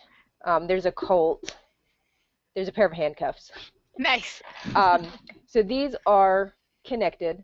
These are just a little circle. So you would use them as a connected. But if I needed to use them to mark something else, because these are nice and light, which I like. I like light stitch markers so they don't distort the stitches. Yeah. So I have also sometimes taken the little safety pins and just dropped them on there and then attached Oh, nice. the safety pin. And that makes it a little more visible. Obviously, having a dangling charm is more visible than just having a little And more safety fun. pin. And more fun. So I will sometimes combine the two if I feel like I need to. So those are pretty much the only two types. You either have connected or you have disconnected. You have like clip type. And they're just used for different things, depending on what you need to mark. No, that's really cool. I like that. I wish there was a way that I could use charms on my needle point, but I don't think that's going to be a thing. That's really cool. I did get my poll results in. Oh, yay! So we I got, wanted to vote for purple, but I couldn't because I don't have a Twitter. well, then you're still in luck because it seems like purple won. Yay! I feel like I Um, contributed. So purple won, yellow was in second place, and gray was in third. Red didn't get any votes, interestingly enough. So that means that unless I decide to go to the fabric store, which as much as I would like to, I actually don't know if I have time. So this is going to be the color of the dice bag. If you go to our Twitter account, one of the bags I posted is made with this fabric and on the outside, so that could give you a sense of how it could look. Maybe we can use you guys right now to help me figure out what liner I should put into it. Oh, do you have See. some options? Yes. Oh, you were showing us earlier the patterned Mhm. ones. Yes, you guys, I can. Oh, I really like that. That could be cool. Okay. I don't know. Have you considered going and trying to find some like nerdy themed? I know, I should. Well, essentially, I will say in the squares, they don't have like terribly nerdy like patterns. Oh, that's However, if you go and get like the big things of fabric, yes, there's lots of nerdy ones. That's actually why I have My bought. dragons. Yes, they have like ones that are all Harry Potter ones too, which would be really cool. And that's actually why I bought a sewing machine on Prime Day. But now that I'm moving, I am now giving/selling my sewing machine to a friend because Oh. doesn't. Oh, Michelle was like, "I'll buy it." I was Yeah. about to say, "I'll buy it." It was super cheap on Amazon on Prime Day, and I was like, oh, this will be so cool. I actually have one, but I do too, but yeah. Right. it's really old. I'm glad we both had the same thought of like, we both have sewing machines, but like, we'll buy a new one. I Yeah. mean, just to help Michelle out, right? Because she's moving. Yeah. It's It's for a like good cause. Yeah. it's an act of charity, obviously. All right, I'm not doing a very good job of weeding out options here. So we're going to have to potentially do our own little runoff poll. Maybe we'll do process of elimination, which ones we really don't like first. Okay. I didn't know that one goes. All right. So keeping in mind that it's this dark, dark purple, and I'll keep an eye on Twitch too. So if anyone's viewing and wants to weigh in, please do. Okay, so it's like a jewel tone purple. I'm trying to think of what would be a good It's such a great contrast. color, purple. I mean, Yeah. I'm Yeah. biased because purple is my favorite color, but that is such a great color, I'm purple. putting it against the white to potentially help. I don't know if it's helping or making I it think worse, it but helps. anyways. Okay, so that's the purple. Keep that in mind. Mm-hmm. So the inside is not going to be embroidered. That'd be stupid. It's the liner of the bag. But you get to see it when you pull out your dice. So helpful. All right. So first standard choice, gray. The gray that got so that one's would be somewhat on the plainer side. Mm-hmm. Then we've got the yellow that was had been the option for one of the outsides, but that could also be used as a liner. And then staying with the solid colors for at the moment, got that white, so you could have the sharp white inside. Mm-hmm. And then let's see, similar to the sharp white, I've got this white, but with like Oh, I like I don't that. know what that Oh yeah, I pattern like that is. one. I like that. Okay. Yeah, So that's my that favorite that so one's far. getting that one will make it to the runoff poll then. This is the one that I actually had done with the one that's online, but it doesn't mean that I can't do it again. It was this together. I like that. I like that too. Then I don't know how I felt about it. I would still show it. It's this like blue green. It's got little leaves on it, and then with that, I actually do like that. you like that? Yeah. I think purple goes well with other colors in the cool spectrum. Yeah. So I think the blue-green works well. That's what I tend to Here's- pair purples in that direction. Here's blue with brown pattern on it. I don't know if I like the brown with it as much. I feel like if the brown was black, I would like that better. Yeah. All right. Well, we'll put that one aside. And then Paisley. I actually really like that. It is really pretty, but Like, I like that a lot too. This It's was like- this was the one when I was trying to decide it. I was like, oh, this won't go, and then I put it together and was like, oh, no, wait. It's because Yeah. the purple is such a rich jewel-toned color. Yeah. I think that the paisley works well with it. Like, I think if that was like lavender, it wouldn't work as well. But the brightness of the paisley works well with the deep jewel tone of the purple. 'cause Yeah. It I kind of agree. holds its own. Okay. So I'll put So- those. I have to say my favorite is the first patterned one Yep, me so too. far. Yeah, but the paisley Yep. I think is probably Yeah, that one. Yeah, that's my favorite one with the purple. So that and that. Yeah, I think that looks really good. Okay. Because Cool, the other and that's thing what we'll about go that with. is that, like, even though it's not explicitly nerdy, that print is a really old type of print because it was very simple to do. Mhm. And I think it would work well with the feel of, like, not that you can really be authentic with D&D, but that is closer to the type of fabric that you might have seen Yeah. and used in kind of the Renaissance era and the time period where we kind of base Dungeons and Dragons, except with fantasy. So I And like it's- that. And it's not overtly girly or more Yeah. I masculine. was gonna feel say like it's a also good. unisex. Yeah, Yep. Not that absolutely. that should matter, but yes, it's. Right. Yeah, I feel like that could match. Cool. All right. So then I have to figure out what the design's going to be. I will figure out. I'll probably post. Thank you, Another Josh. It I do says, too. "You spin me right round, baby." I know it's backwards because of the webcam. No, but I yeah. can see it perfectly. Oh, is Yeah, it not? same. Is it mirrored correctly? Yeah. It's Yeah. Yes. you spin me right round, baby. I was Okay, actually love planning on wearing something holiday themed too, but I was also planning on being home sooner. Please So tell me that you have like the ugly Christmas sweater equivalent, but like in Druid or Pagan, maybe. because that would be great. Because I obviously went out and made an effort to get an ugly Hanukkah sweater. I actually have something. I have never worn it anywhere other than with or around other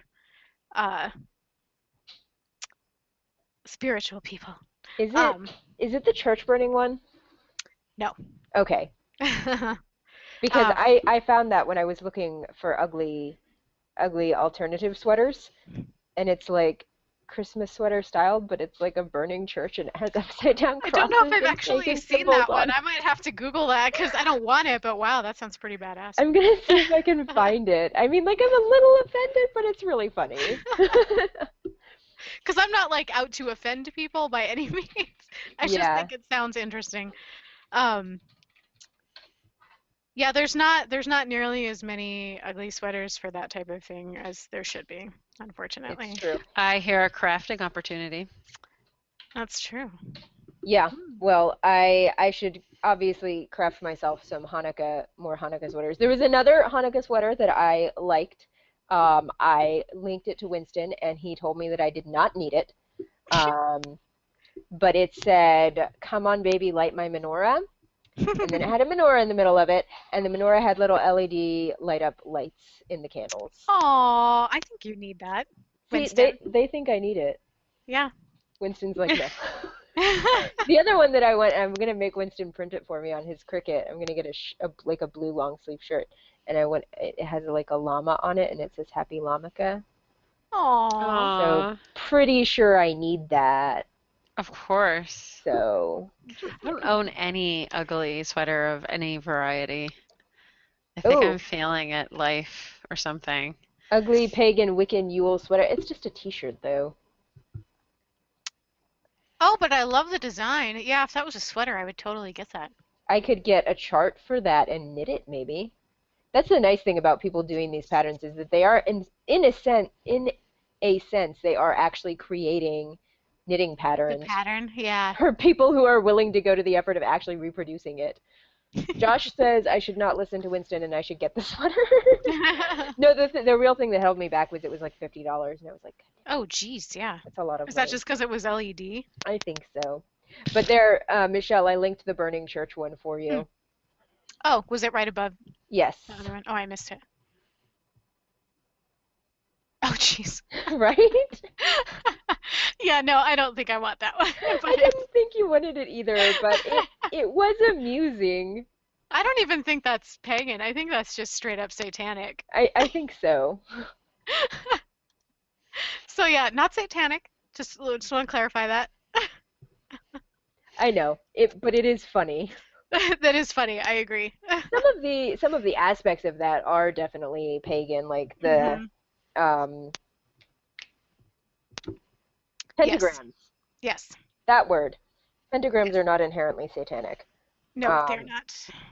So yeah, I know that some of those things were pagan, and technically the goats could be pagan. They could be. I mean, typically it's usually um uh stag that. Right. Yeah, but it could be. Yeah. Have you guys seen the ugly Christmas sweater that is two reindeer having sex with each other? yes. No, I haven't. Yes, that one's an oldie but a goodie. That's awesome. That was honestly my problem. I did find like ugly Christmas sweaters that I wanted at Walmart, but then they were like in the men's section, and when I went to the women's section, I couldn't find their equivalent. I hate that. I The hate problem that a lot was of is that, and I would have just gotten the men's sweater, but they only had it in like sizes that it really it would have been a waste of money, you I mean, know. at that point, Yeah. you just get a double XL and then you measure yourself and you turn it inside out and like seam the inside so that it's you make an ugly Christmas dress. Yeah, Totally. right. Yeah, no, it was a little disappointing, but That is disappointing. but then I did end up getting myself a Gryffindor pajama top. Oh, that's good. That's good. It was that's a fuzz. Oh, look at that! You finished it. Yay! Oh wow, you finished a whole one on stream. That's awesome. They're really easy. I've made like 700 of them, so I have it memorized now. It doesn't take me nearly as long. I've made some blue ones too. Aw. Blue stars for Hanukkah, right? Yes, totally. But yeah, I'll have to figure out what the design will be for the dice bag. So, Hmm. any suggestions? Hmm. In the past, I'm Okay, not so when I've saying done it more- should be a pun, but it should be a pun. so I will say when I've done more words, it ended up that words take time. Mm. Depending on the stitch that I use. So if I can figure out how to do words that aren't in satin stitch, which is the stitch that goes, looks like satin, but it basically is just vertical, vertical, all the stitches are the same length, and you're just like, you're basically coloring in with thread. Mm-hmm. Satin stitch takes fucking ever. Yeah. I've never done it because it has to be one exact, two because you're coloring it in, and I'll do it. I've done it with, again, if you see the pictures of the D20, so like the D20 is satin stitch, and then it's like other stitches to like write the numbers on it, and so forth. But oh, D&D ampersand, that's a good idea. So I don't know I like how much or how little detail you want, but the first Yeah. thing that I thought would be totally adorable would be like a little curled up sleeping dragon to guard your hoard of dice. I don't know. Oh. I don't know if that's too detailed. The Dungeon Dwellers logo. Get out of here. We already make bags with the Dungeon Dwellers logo on them. Yeah, I mean, I could use the Dungeons Dragons logo, Dungeon Dwellers logo, but I was thinking, yeah, I could potentially see if there is like a simple version of a dragon, depending on how big it is. I've done the D20 before. Winston, hand me the bag. Josh is apparently shocked that this is a thing. No, the other one. Yeah, that one. We have so many bags. Look. Ah! Yes, So Josh, we cool. do. But yeah, I was like, if I could find like a simple dragon, that could be an option. I've done the D20 before, so then that way it's got a natural 20 on the bag. I've done it where I've typed out dice, like, or written out dice. This looks so cool. It's our Oh my Nerd Made logo, gosh. but we did like a nice modern up the side design. Yes. Oh, I love it. So, yeah, they're pretty great. These are what you're gonna get in the mail Ah! Wait, when we Michelle. finally send those. Do you see that? Oh my god! It's the Nerd Made logo, but it's like modern up the side, I am in love with it already. and I'm it's like, purple. oh my god. Oh, I love it. And then yeah, you missed it, but the DD bag. Oh my god. I want And all they're of the things. Cool. they're two different sizes too. So you have the big project bag and the project bag. This is Oh for my like, That's an Special. improvement on my tea can. What is that? I put all it's a T10. Let's see if I can find the top. There it is. So like I had some pumpkin tea a while ago. It was actually Cinderella pumpkin tea. Got it. So when I finished the tea, I decided that the tin actually makes a lot of sense to then have I keep my scissor, my needle, and then whatever the active spool is and my active thread. Are your And scissors I then like that. taped in there? no, that's the little bag that if I had Oh. needles, this is where the needles would go, but I keep losing my needles, so really this is a stupid bag now. And I have my needle threader, which I never thought I needed, and then I got it, and then I realized how life-changing it could be. I have a Mhm, needle mhm. threader. I do too. I love those things. Yep. But yeah, and so no, totally need a project bag because then I just have like a Ziploc bag for my spools. I'm Well, very high tech over here, guys. we have the Hey. bags ready. We just haven't shipped them yet. We should do that. At I'm least so excited. before I move. Yes. I have your address. I think. Do I have your address? Yes, I think I did. Yeah, I think I got your address. So yeah, I just need to actually ship them. Part of the issue is that we picked up boxes to ship them in, and then we realized that the yarn that I was also including was too much, and it was like No, bursting the seams of the box, and I was like, I guess we you're need to too ship generous. Oh my gosh. It's just like one skein of yarn, but the box is like too small, and it's like, nope. I That's mean, you saw, crazy. Michelle, the box that I sent you. So we got those boxes again. Like, that box basically held the one skein, and It did, and and it that was was I could it. tell it had to be like smushed a little bit to get Yeah. it in there the whole So way. Yeah. plus the bags, it was like these are not fitting, so we have to get different boxes. Hmm. And getting boxes is always such like a thing too. hmm I feel like. I need boxes anyway because I need to get my gifts mailed out for that gift exchange that I mentioned earlier because I have to send the gifts out for my recipient, which include these super cute tiny coffee mugs. Oh, They're wait. so Oh yeah, those are small. the 3D printed ones. Yeah, Yeah, they're so tiny and cute. Oh my that's God. cool. I'm so Yeah. jealous. The Speak, Cricut and the 3D printer and all of the cool stuff you guys have. Oh my God. Speaking of 3D printed nerd gifts, I will say, so we're talking about like gifts. So even though this isn't on my wish list, but in terms of like a nerdy gift that I've hmm gotten in the past that I really like, hold on, I'm gonna go grab it. Okay. It's right over here. But one of my dungeon masters in a game I've been playing in for over 2 years. Um, 3D printed out of wood composite a dice holder. So that's it's backwards, but Oh my says God. it says my character's name, which is Alethea Marthar. She's a wizard, so it's a hand with I don't know why this is getting all funky there. With like magic, and then you open it up, and on the bottom it's got nice felt to roll like a dice for a dice tray, Wow. hmm and then the top opens up with magnets, and then that would be one thing with like Wow. foam, That's and really then nice.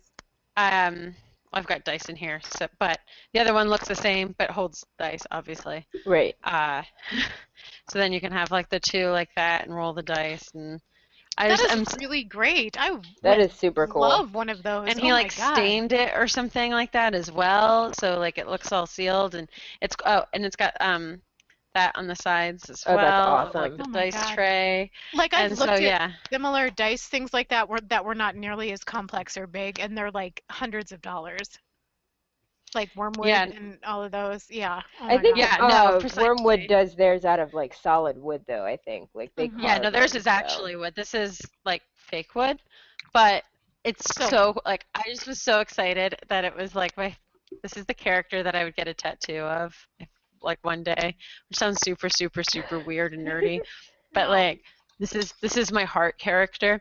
hmm So like to actually end up having it be them for that, I was like, oh my God. And he wrote a letter as if it was from my character's sister. Oh my And like God. I was like, oh my God. I'm like super impressed with this guy. I'm super Yeah, no, it was impressed. cool. So Winston just found that model for printing that. Oh, really? Yeah, that's Whoa. really cool.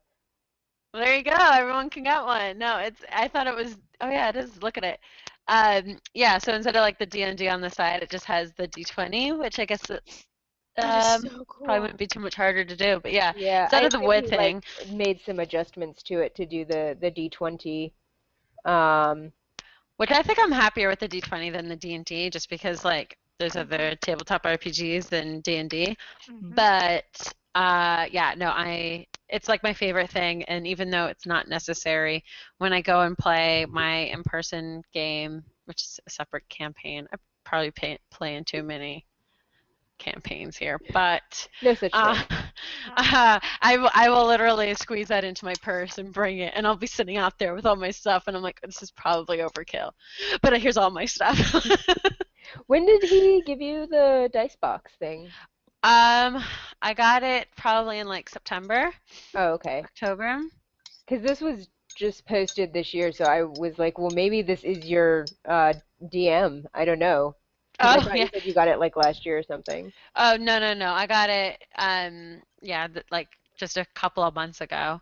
To be fair, it Um, could still Wow. very much be something that your DM made and put on Thingiverse. Thingiverse is like a sharing site for 3D printed models, and Winston has posted stuff on there. So if your oh, DM does a nice. lot of 3D printing, if he designed that, Yeah, it's probably his design Oh that my could be. God. I have that no he just clue. shared out.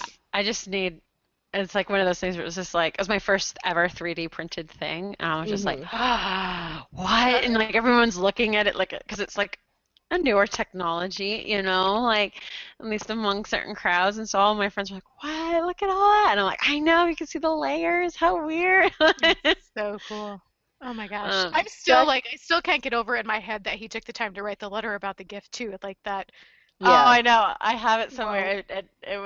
It was precious. He did it for all the entire group. I mean, not, I'm just a special one, but no. So it was pretty nuts. So that was a pretty cool nerdy gift. What else? I love for some reason for Christmas. I don't understand why I feel this way, but Christmas is very Doctor Who to me, or Doctor Who Oh is yeah. very Christmas Because to they me. always have a Christmas A Christmas special. special, which Specials. is Yeah. it's Hmm. gonna be a New Year's special this year. Is it? I Oh, missed Yeah, that. they are not doing it on Christmas. They're doing it on New Year's. That actually kind of makes me feel better because I don't, I think New Year's is going to be weird for me this year, so that gives me something to do, which I yeah. am super happy with. Have you been watching the new season?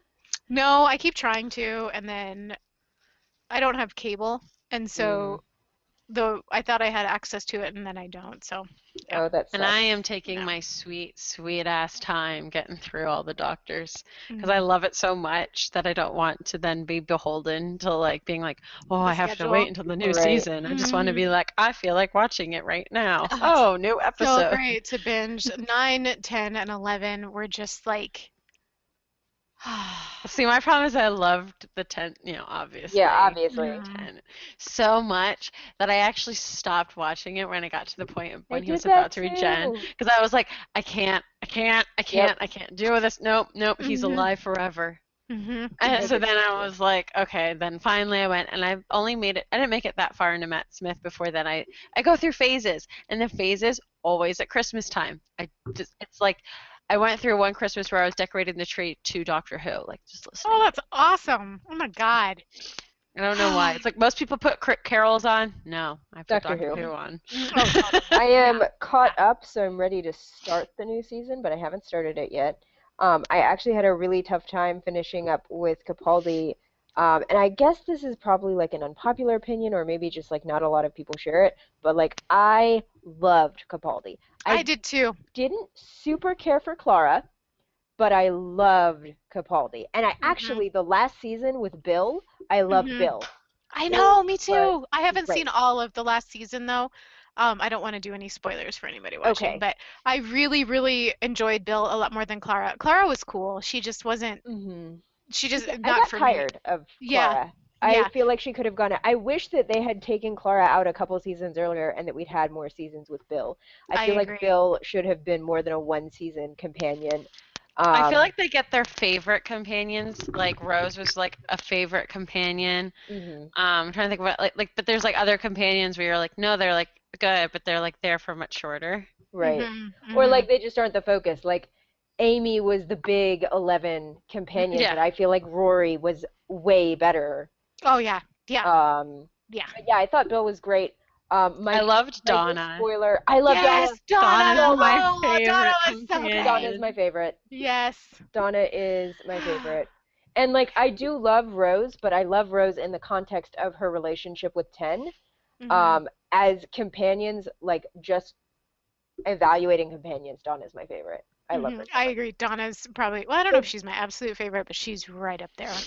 she is my favorite, I think She had because the most tragic ending. she did have the most tragic, but she was so relatable. Again. Yeah. Yes. Her mindset of like, what do I matter? I'm just like a temp from I can't remember what her town was, but where she was always like, Oh, I'm just a temp, like whatever.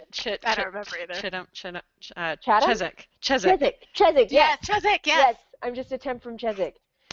And like her attitude of like I don't matter and I'm not important, and then like transitioning to learning and realizing that she actually is important and that she's amazing. hmm It was just like such a And wonderful her thing. grandpa. I know, I was just gonna bring him up. Ah. He was one of my favorite characters I too. know, he was And like, great. yeah, the whole thing that he went through with 10 at the end and oh my Oh. God. It was so good. It was heartbreaking, but it was so good. Oh, And yeah, I it was. loved that Donna, and I think this is one of the other things I loved about Bill, was that Donna and Bill, neither of them had a romantic interest in Yes. Doctor. None. I am not into the romantic interest like companion thing as much. I Like I liked just it want just them with to Rose, go.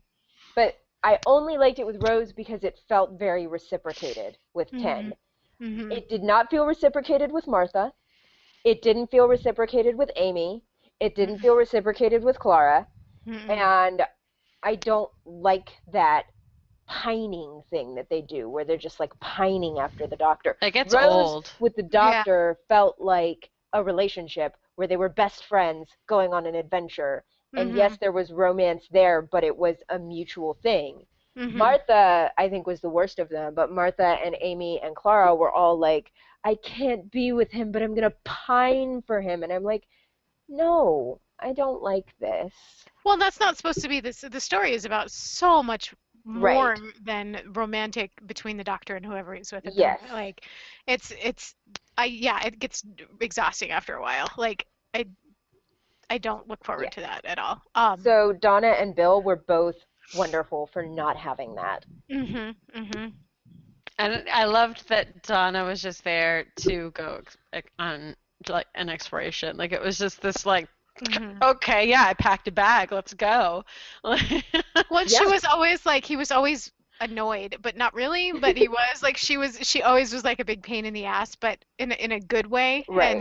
And, like jolted him out of whatever funk he was in. I also really appreciate Capaldi because I felt like, and it's obvious to anybody who's a Doctor Who fan, but like the fact that he was so much older, and the way that they wrote him, like he was exploring that part of himself again, and he didn't have to be some young, handsome, like hunk for people to be like, oh, he's so hot. It was like the real Doctor's like really fucking old, and he was being more mature and accepting his role like he was supposed to be, and I liked that a lot. Yeah.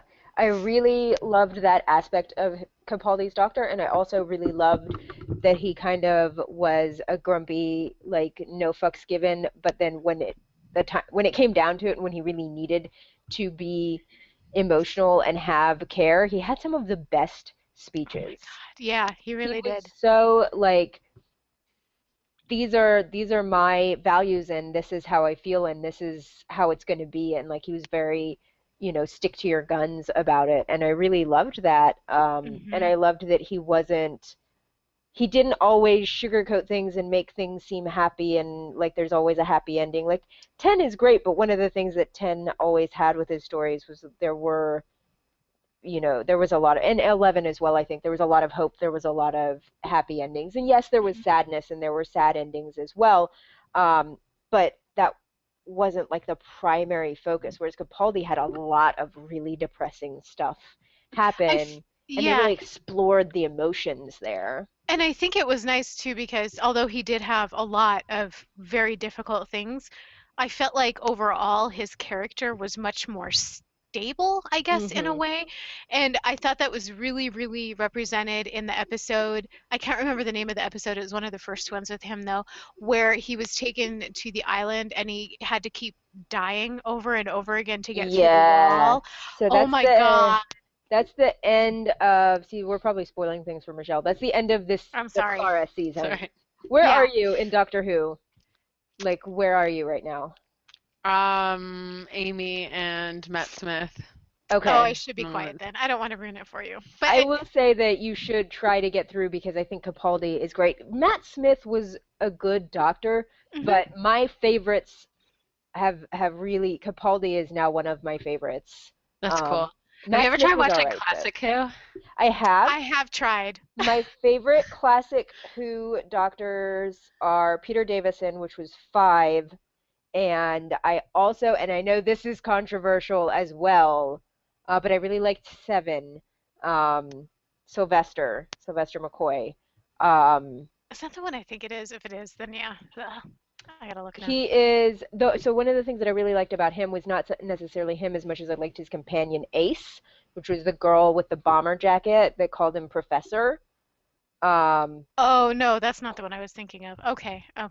I really liked Ace a lot. Ace was a fun character, and Ace was a good, strong, like independent feminist lead in a show at a time where that wasn't a super common thing. Like Sarah Jane was great when she was on, but I really felt like Ace had that independent feminist vibe a little more than Sarah Jane did. And I really, really liked that. So yes, I know McCoy, number 7 is like, a lot of people don't like him a lot because a lot of people blame him for the show getting canceled the first time, because you had Doctors 1 through 7 and then the show got canceled. Then you had the movie with 8, which a lot of people also don't recognize as canon, or they just don't like it. And then you pick back up with 9 for the new Who, and then you go back and you have the War Doctor from that Christmas special who's in between 8 and 9, which I felt like that was a little funky canonically, but whatever.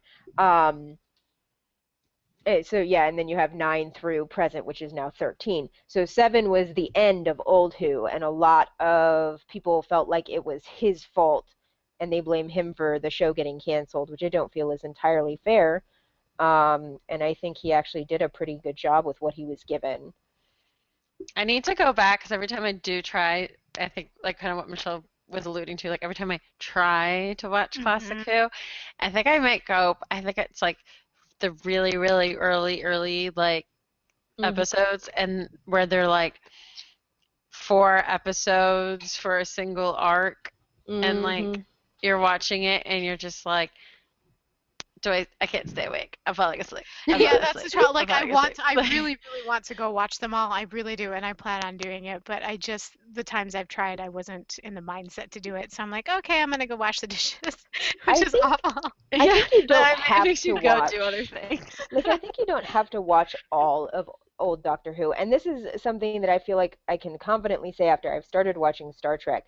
I was really concerned about going back and watching Star Trek because I thought I needed to start with episode 1, season 1 of the original series, and I had to watch all of it straight through in order. And I was like, this is overwhelming. There's too much. I can't do this. And Winston was like, no, you don't have to do that. In fact, I would recommend starting with TNG. And if you like TNG, The Next Generation, then we can look at maybe Deep Space Nine. And Way he to was go, like, Winston. Of the old like original series, he was like, there are some episodes that are probably pretty good that you should watch, or some really classic ones like The Trouble with Tribbles, which isn't necessarily a great episode, but it's a good idea to watch it just because it's a classic episode. But you don't have to watch all of the original series. Everything. I do like to the little bit that I did watch of the original Doctor Who, and of course it's been a long time now, so I've probably forgotten more than I should have.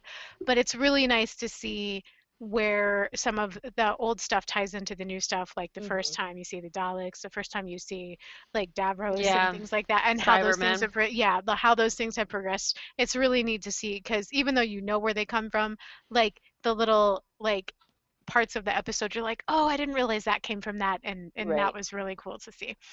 Yeah, I need to try. I feel like what I need to do, maybe next time I'll sit here with my cross stitch or whatever, and try to get through some. Maybe with my busy hand syndrome, maybe that will be the way to. Speaking of watching things I need to catch up on, a nurse friend that I work with and I are both super huge nerd. Well, like obviously you guys know I'm a nerd, but not everybody does at work. But she's a nerd, and so we have gone to movies together, like the Guardians of the Galaxy. And we'll go. She's so funny. I'm glad she's not watching this, but we'll go and she'll sneak in 2 huge canteens of alcohol to the movie theater. And I didn't know she was going to do this the first time I went with her, but we sat in the back of the theater like one of the last days Guardians of the Galaxy was playing, and she makes strong effing drinks, and they were like in these huge hydro flask canteens, and so she just handed me one. We sat and drank that and watched it. And so we both said that we have missed a bunch of the movies in between as far as like the Avengers Marvel comic franchise, and so she made a list today at work, and we agreed. So she wants to learn how to crochet, and we both want to catch up on the movies, so we're going to start watching from movie 1. There's 20 movies on the list, and we're going to watch all of them together, and I'm going to teach her how to crochet. So I'm like super excited to do this. Yes. And then I'll finally be able to watch Infinity Wars and understand what the hell is going on. Okay. That's cool. Well, that's a good plan. Yes, I agree. I like that. She sounds like a fun person.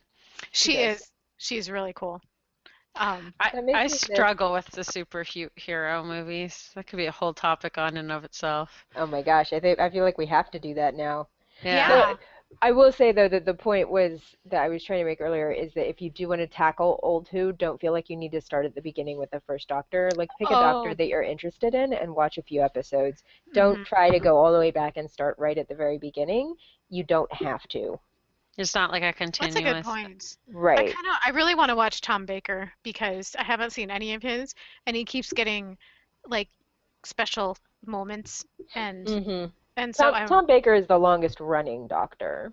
Oh, okay, that makes sense then why He they would was the reference him. Doctor for the longest. He's the one with the long scarf. He's what a Hmm. lot of people think of when they think of Doctor Who. Which Isn't makes he the sense. dad of David Tennant's wife? I Nope, think. that would be Yeah. Peter Davison, Oh, who's that's the Oh, right. fifth Okay, okay. yeah. Doctor, who's one of Yeah. my favorites. Um, the fifth Doctor, Peter Davison, he's the blonde guy with he has a little like leak on his jacket. He wears like a tan jacket with red on the lapels, and then there's a little Okay. leak on his Swecker, lapel. I wish I could teach you crochet in real life. But maybe someday if you watch, we can do like a crochet segment on here because it sounds I like think that's Sarah kind of might our teach you a plan, day. yeah. Yeah. So stick around because, maybe you can learn through us.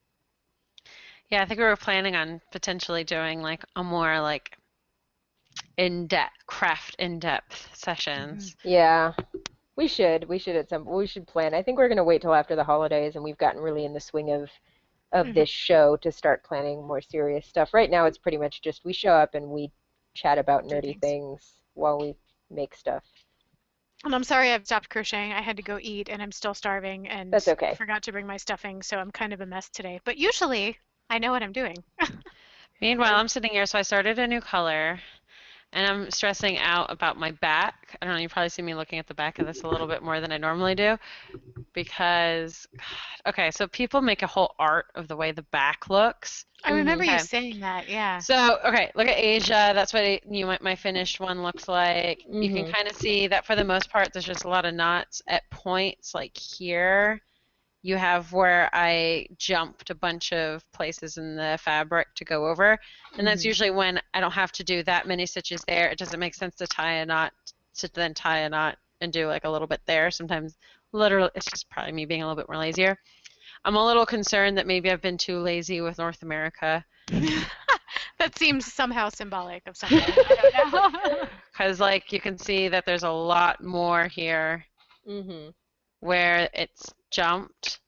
But is anyone And gonna like look at the back of your yes, so that is the counterpoint to my OCD part of that is no one's going to see the back of it.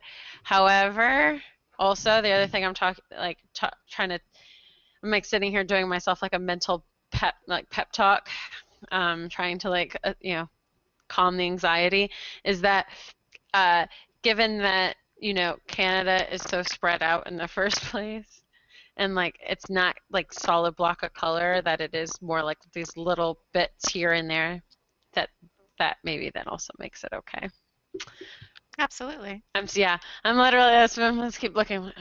I think it No. looks fantastic. Like, I I don't yeah, I didn't don't think that far. really think anyone's gonna notice. Like I Mhm. wouldn't have noticed if you hadn't pointed it out to me. Yeah. I get Like, No, it. like if 'Cause, like somebody was like, I'm gonna take down this beautiful cross stitch and look at the back, and if it's not good enough, then well, right? not good enough for me. Like, if anybody really did that, I would be like, okay, well, that's Screw wow. you.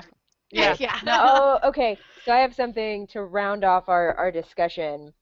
Are you guys familiar with Dear Prudence? It used to be a newspaper thing, now it's online, but it's like an etiquette and manners and advice Oh, okay, yeah. column. Oh, yeah, yeah. Mhm. Yeah, Dear Prudence, where you like write into them with a question and then she gives you advice, right? Yes.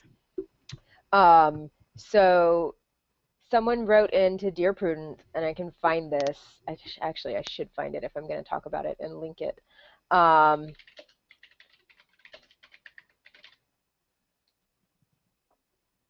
so this lady writes in, and she basically says,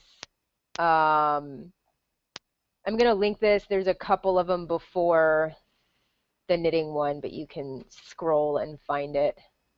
Um, this lady writes in and she basically is like, my daughter-in-law enjoys knitting. My husband and I got her a gift card to a local yarn store.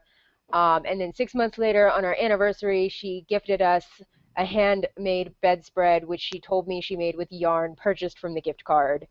And she was like, I told my son that we'd paid for our own present and he needs to communicate to his wife how improper and stingy this move was. He refuses, saying that her Wow. labor and time were also part of the gift. We haven't spoken much since except to discuss our grandchildren, and our daughter-in-law has been outright cold. I'm considering writing her a letter directly explaining why this was an improper gift and expressing my sadness that her own parents didn't teach her gift etiquette. My husband wants me to drop the whole thing and pretend like it never happened. I don't like the idea of moving on as if nothing happened. Oof. So Wow. this is an actual thing that someone Wow. sent into Dear Prudence, and I basically just want to bitch slap this woman I because, feel like, so bad for her, for that daughter-in-law. Jesus. right? But look at what she said. She said, but nothing did happen. You received a thoughtful gift Yeah. that cost more time than money. That's it.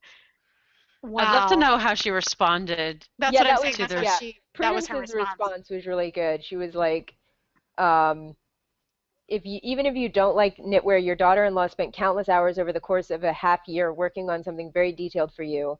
Whether she got the yarn with the gift card you gave her or spent her own money is beside the point. You're acting as if she re-gifted something when that clearly wasn't the case. Your daughter-in-law's gift was thoughtful and intricate. Yours was financially generous and relatively generic. There would be no reason Hmm. to compare the two if you hadn't insisted on doing so in the first place. And That's the other thing I liked was she was like, you don't ask your kid to complain to the gift giver via back channel. Oh my God. Like, She went on to say, you are grown adults with plenty of money. If there's something you want for yourself, go ahead and buy it. yes. But I Good. wonder what that mother-in-law's reaction was to that response. You know, it's almost like you want Oh. there to be like a comment thread Mm-hmm. of there being like, wow. I mean, like how miserable is she in life that that's what she Yeah. chose to. I think so. Prudence closed her advice out by saying it's a guaranteed ticket to make sure you see and hear about your grandchildren way less than you do now. You still have time to salvage this relationship. Don't die on this hill. Let it go, apologize for your churlishness, and take yourself shopping if you want a pricey gift this year. And I think that generally should appeal to the most grandparents are desperate to see their grandchildren. So if Hmm. you just point out like, hey, if you're a bitch to your daughter-in-law, you're never going to see your grandkids. I think that's a good way to basically be like, hey, wake up. Priorities. Yeah. Yeah, if you want to see your grandkids, don't Stop be a bitch. being a selfish, judgmental. Yeah. Yeah. Wow. That is incredible. Oh So I man. remember we had talked about valuing gifts earlier, like a couple sessions ago. We were talking about, do people Oh, like value? yeah. And that was so crazy to me because like genuinely I would I would be so upset if someone's reaction like I will fucking come over and undo the blanket and just leave the pile of yarn and you know what? There you go. Yeah. Seriously. Like it was so much thought and so much effort and so much patience and so much dedication to do something like that. An entire bedspread. Oh my God. Like Blankets take I time, would be so honored if somebody took that much time to make something like right? that for me and for her to just act like, well, what did she just go buy this at a yard sale? I mean, like that's basically what she equated it to and just yeah. Well, you would also think that she would rather that they spent the money on her grandkids or like a better life for themselves, right? Like, Right, like you've given her a gift card to a yarn store. What's she gonna go okay. Yeah. Like so did you want, I don't know, like, but like if it sounded like she was so concerned about like the material value yeah. of the gift, so it's like, wouldn't you think that you would want them to, I don't know, whatever. People are weird, Yeah. man. Yeah, it's really bizarre. But that's why public service announcement, if you get a gift this holiday season and it's That's handmade, handmade. best appreciate it. Yep. I love that shit. Yeah. Like honestly, even if you don't like the gift, the thing that you should be flattered by is that someone said, I like you enough to spend countless hours working on this Mhm. gift for you. Yeah, You like know? I don't make gifts like this for anybody. Like I make them Right. for people that I care enough about to do it for. So Right. if you receive even these little stars that don't take me that long to make, not all of my friends are getting them. Just some of them. And so it's like to me, making something like that is symbolic that I care more about you because I'm making it versus going out and just purchasing Right. it. Yeah. Exactly. You know, Yeah. the blanket that I made for my friend Perla, like I know that she loves that blanket. She told me she loved it when I gave it to her, and she tags me in pictures every time she uses it. She's like, "I'm using Oh, my mermaid tail That's blanket," and she so takes a picture and great. posts it and tags me. Like she really, really loves that blanket. And I know she loves that blanket, and she's not just saying that she loves that blanket because you can tell. Hmm. And I put fucking hours and hours of work into that blanket, and it's worth it because the person that I gave it to appreciates it. I can't Hmm. imagine how heartbreaking it would be to put hours and hours and hours of work into a blanket and have someone be like, "This is a stingy gift." Fuck yeah. you. I mean, Yeah. I've definitely gotten handmade stuff that was not great, but the person who made it doesn't know that. Yeah. Yeah. Exactly. And you As long still as you appreciate never the say time that. they put into it. Yeah. Of course, it's It, just gonna be in a closet. yeah. And it depends on a lot of factors. Um, a blanket that is knit with like big needles and thick yarn is going to take less time than a blanket knit with small needles and fine yarn. I would say ballpark um, on the low end, if you're doing big yarn and big needles or a big hook, if you're crocheting, I would say like a minimum of 50 hours. I'd say that's safe. Yeah. Even if you're doing like size 13 needles or size, I don't know what Hmm. the largest size crochet hook is. They Like, go by letters, so I it's like know. PDF. I have like a J. I think that's the biggest I have. That's what, Um, yeah, no, they go definitely go bigger than I that, know but they go bigger than that, but I'm not yeah. sure. But like I did a blanket on size 8 needles with worsted weight yarn, and I did one stripe per month. It was a 12-month I blanket. remember that blanket. It was so That pretty. blanket took me, I think each stripe per month was like 20 hours. So 20 by 12 Hmm. um, would be 240 hours. And I just made a baby blanket, so smaller, because it's for a baby. So Hmm. probably half the size of a normal blanket. And I think that took me, let's see, I worked on it like 3 hours a day for, I would say close to 35, 40 hours. Right, and that's a Yeah. small blanket. Hmm. Hmm. I feel like I need to like clock the time I spend because like I have I done don't that.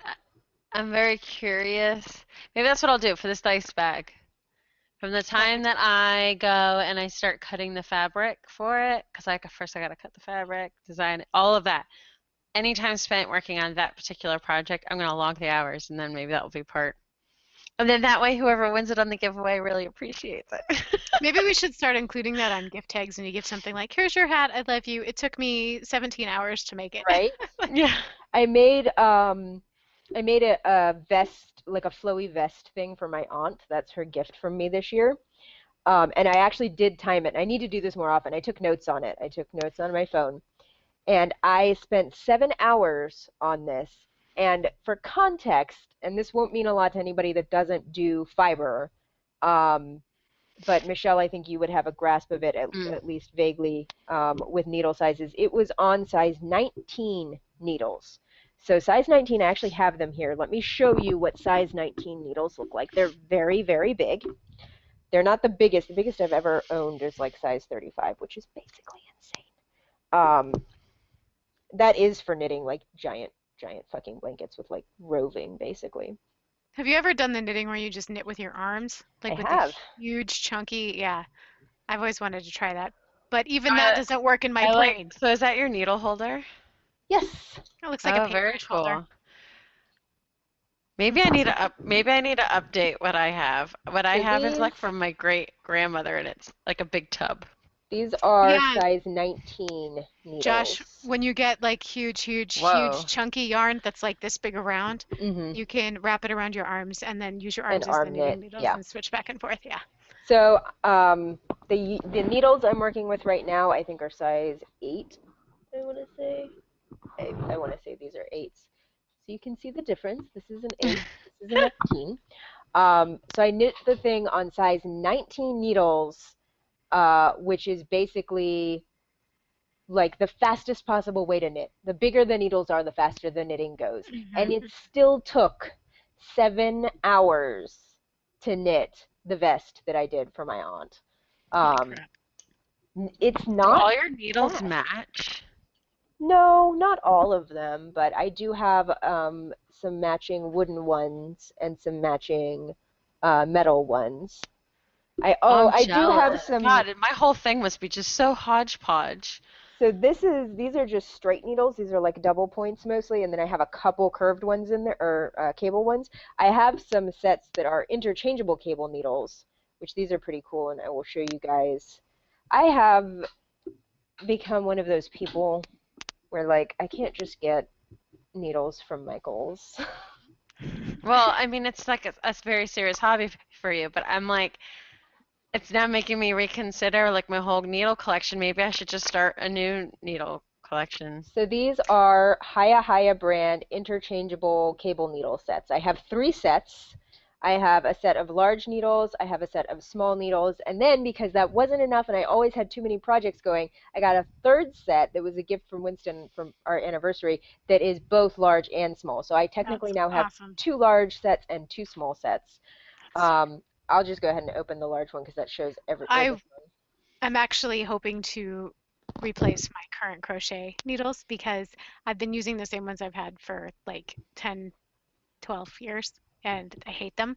Sounds like it's time for new needles. Yeah, and they make them much better now. So anyway, go ahead. Sorry, I didn't mean to interrupt you. No, that's okay. So this is a set. These are the big ones down here. These are the small ones up here. It starts with size 2, and it goes all the way up through, I think these Oh, are I love 13, it. maybe? It's not happening, Winston. Knock it off.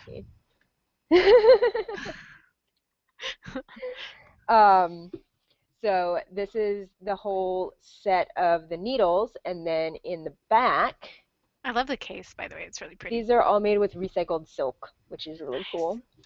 In the back, there are the cables, which come in little Ziploc bags and tell you how long they are, so you know How which does it needle connect? size. So is it like screw in or something? Yes. So you would take What? one of these cables, and you would take a needle. Well, you would What take both needles. advancements in knitting technology. It's amazing. This is a long one, so this would be like for working on something like a blanket or a sweater or something big. And you just take. What? That's Okay. really cool. So They have next, some. as I say, next episode, I'll find my big old case of it, and we can go. And it's like those old school metal tin. And like you lift the top, and it's got the loop that keeps the top so you don't lose it, and it's probably has like 3 generations of needles and hooks in it, which is cool, novelty wise, like cool, useful. But I particularly like, yes, it's like a cookie, but it's like a special knitting thing. It's like an old grandma thing. It is so much an old grandma thing. But I don't think it's going to travel as well as one of those sets. So These are great. The Dungeon Dweller chat on Facebook, guys. I saw. It's what I snorted at. And I don't know where Josh, my phone is. that's awful. Like on Facebook, not on Twitch. Sorry, I don't know. Yeah. Yeah, no, I don't know where my phone is, and Oh, I'll have to find that later. you'll see it. Yeah. Do you prefer metal or wood, Michelle, for your hooks? Well, initially metal because that's all I had, but I actually got one wooden hook, and I really like it. But a set of really nice crochet hooks that's what I was going to say. I found this really beautiful set. I don't know if you guys know or if you've seen those really nice pens that are made out of the wood that's like multicolored and you can see the grains and they're like Yeah. dyed. Okay. So you can find crochet hooks like that too that are just gorgeous, but a set of them is like $150, $200. Oh yeah. And so that's like a pipe dream. So for now, my favorite ones that are sort of mediocrely priced are these. and so they are much more ergonomic, but they're still metal. But you can also get different hooks. So like, I don't know if you guys can see the camera. The hook is kind of like, it's not sharp, right? It's just kind of blunt. You can also, like my old set, the crochet hooks are really, really sharp, and you can still get both versions. Some people prefer the blunt end and some people prefer the sharper cut.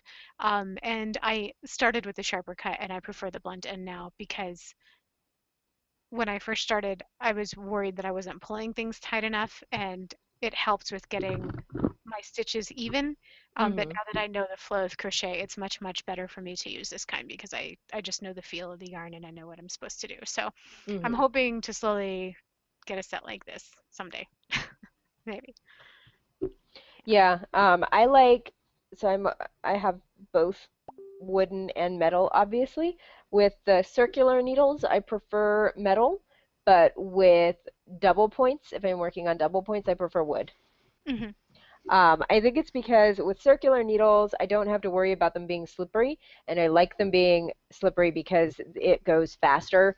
But when I finish a row, like I just pull my needles across and tighten the cable, and the stitches aren't going anywhere. When I'm working on double points, I don't have a way to secure those stitches, so the wood is a little grippier.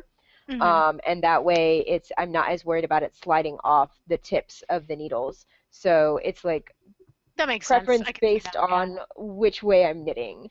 Um, And I never have to like pull my crochet hook through, so that's not something I typically worry about, but I could totally see that being an issue yeah. with how slippery. Yeah. I Cool. remember when you wanted to learn to knit. Did you decide you didn't want to learn to knit anymore?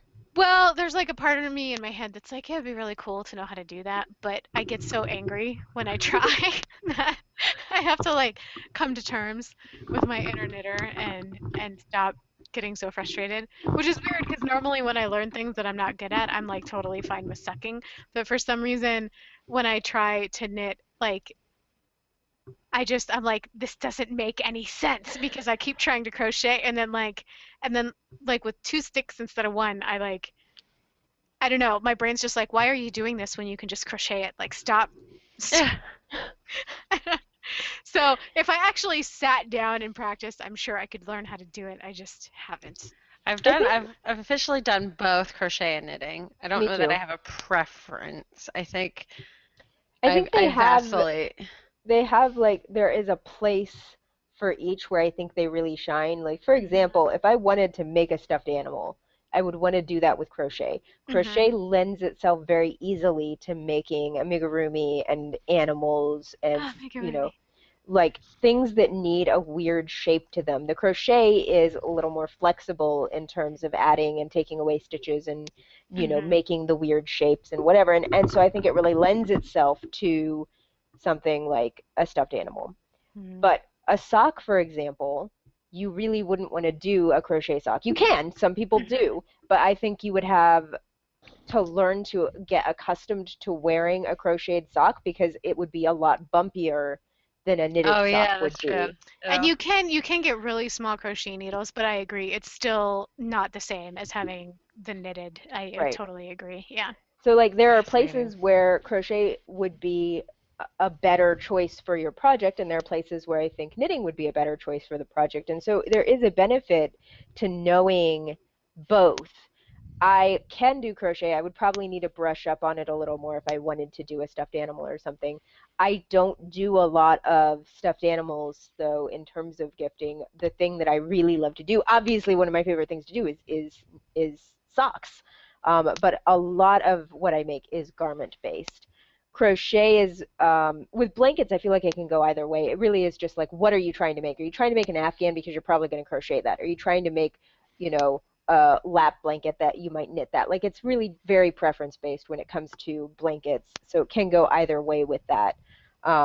But my focus is very much on garments, and that's where I think knitting really shines, hmm because that's what we're used to is knitted things. Even this sweater, which is machine made, is knitted. This is a rib stitch on the cuff. I can tell you that. Most of this is stockinette stitch. Like these are all stitches that I know, and that's what we know as a society is we're used to knitted clothing. So when you have something that's crocheted and it's like a sweater, you're like, wait, that looks different. Which is, there's nothing wrong with that, but it's just that my preference is definitely for knitting clothing and then crocheting like accessories, I guess. That's for me where So I if feel there's an apocalypse and Sarah and I are the only ones left who can make clothing, you're either going to get a crochet sweater or a knit sweater, yeah, and basically. that's what you're stuck with. Yeah. Although my mom Whatever actually keeps has me a sweater. warm in the winter. My mom has a sweater that is both, which I think is really cool. Oh, interesting. Okay. It's the sleeves are knitted and the back is knitted. And then the front is made of like crocheted Afghan squares that were pieced together. So Cool. it kind of, and it definitely has a bit of a granny feel to it because it is like multicolored crochet Afghan squares, but it is actually really cool because it's a combination of both knitting and crochet. The front of the sweater is crochet squares that have been sewn together, and then the back and the sleeves are knitting, and it's just plain black stockinette, which really lets the granny squares on the front stand out and be the focus of the sweater. That sounds kind of cool. It is. I use crochet a lot of times when I am accenting knitting because you can make like little flowers with crochet to like put on hats, or you can do like a crocheted border. When I did Kate's halter top, I crocheted the border all the way around to give it some structural integrity because I felt like the cast off was a little loose. It was not as sturdy as I wanted to, so I went back with a crochet hook and I went and hooked in a border to it to give it a little more structural integrity. So they can definitely be crossed over as well. Like they're not, you don't have to be like exclusively one or the other. You can meld them. Speaking of amigurumi, by the way, you totally reminded me. I actually have a project that I started that I forgot about, and so I'll work on this next time we're on. But this is an arm, by the way, and it will make sense later. But Oh, I thought it was a baby Groot. yeah, no, well, it could be too. Totally could be. This is Molly Mock's arm for anyone who watches Critical Role, and I'm making an amigurumi Molly Mock. I'm actually making an amigurumi of all of the characters on Critical Role, and my goal was to get them done before Emerald City Comic Con in March, which could happen now that I remembered it. So I will show you the pieces of Molly Mock next time and put them all together on stream because they're all finished. I just haven't put them together. So right now he's just pieces of limbs. That's awesome. And next time will be December 18th. Yes, December 18th. So that will be, and it also next time will be when I start. I'll be working on that dice bag on stream. Yay. So that's exciting. Yay! Okay, yeah, it is like almost 10:00. 10:10, so we should be Time for us wrapping to up go. here. Yes. But thank you guys for stopping by. I probably should have adjusted my camera up earlier when I stopped knitting and started talking. Oops. It's all right. We'll figure it out eventually. But thanks for coming and hanging out while we knitted and crocheted and cross Thanks for asking us stitched. questions. And thanks for asking us questions and like being involved because we love that. Yes, we do. We'll see you next time. Bye.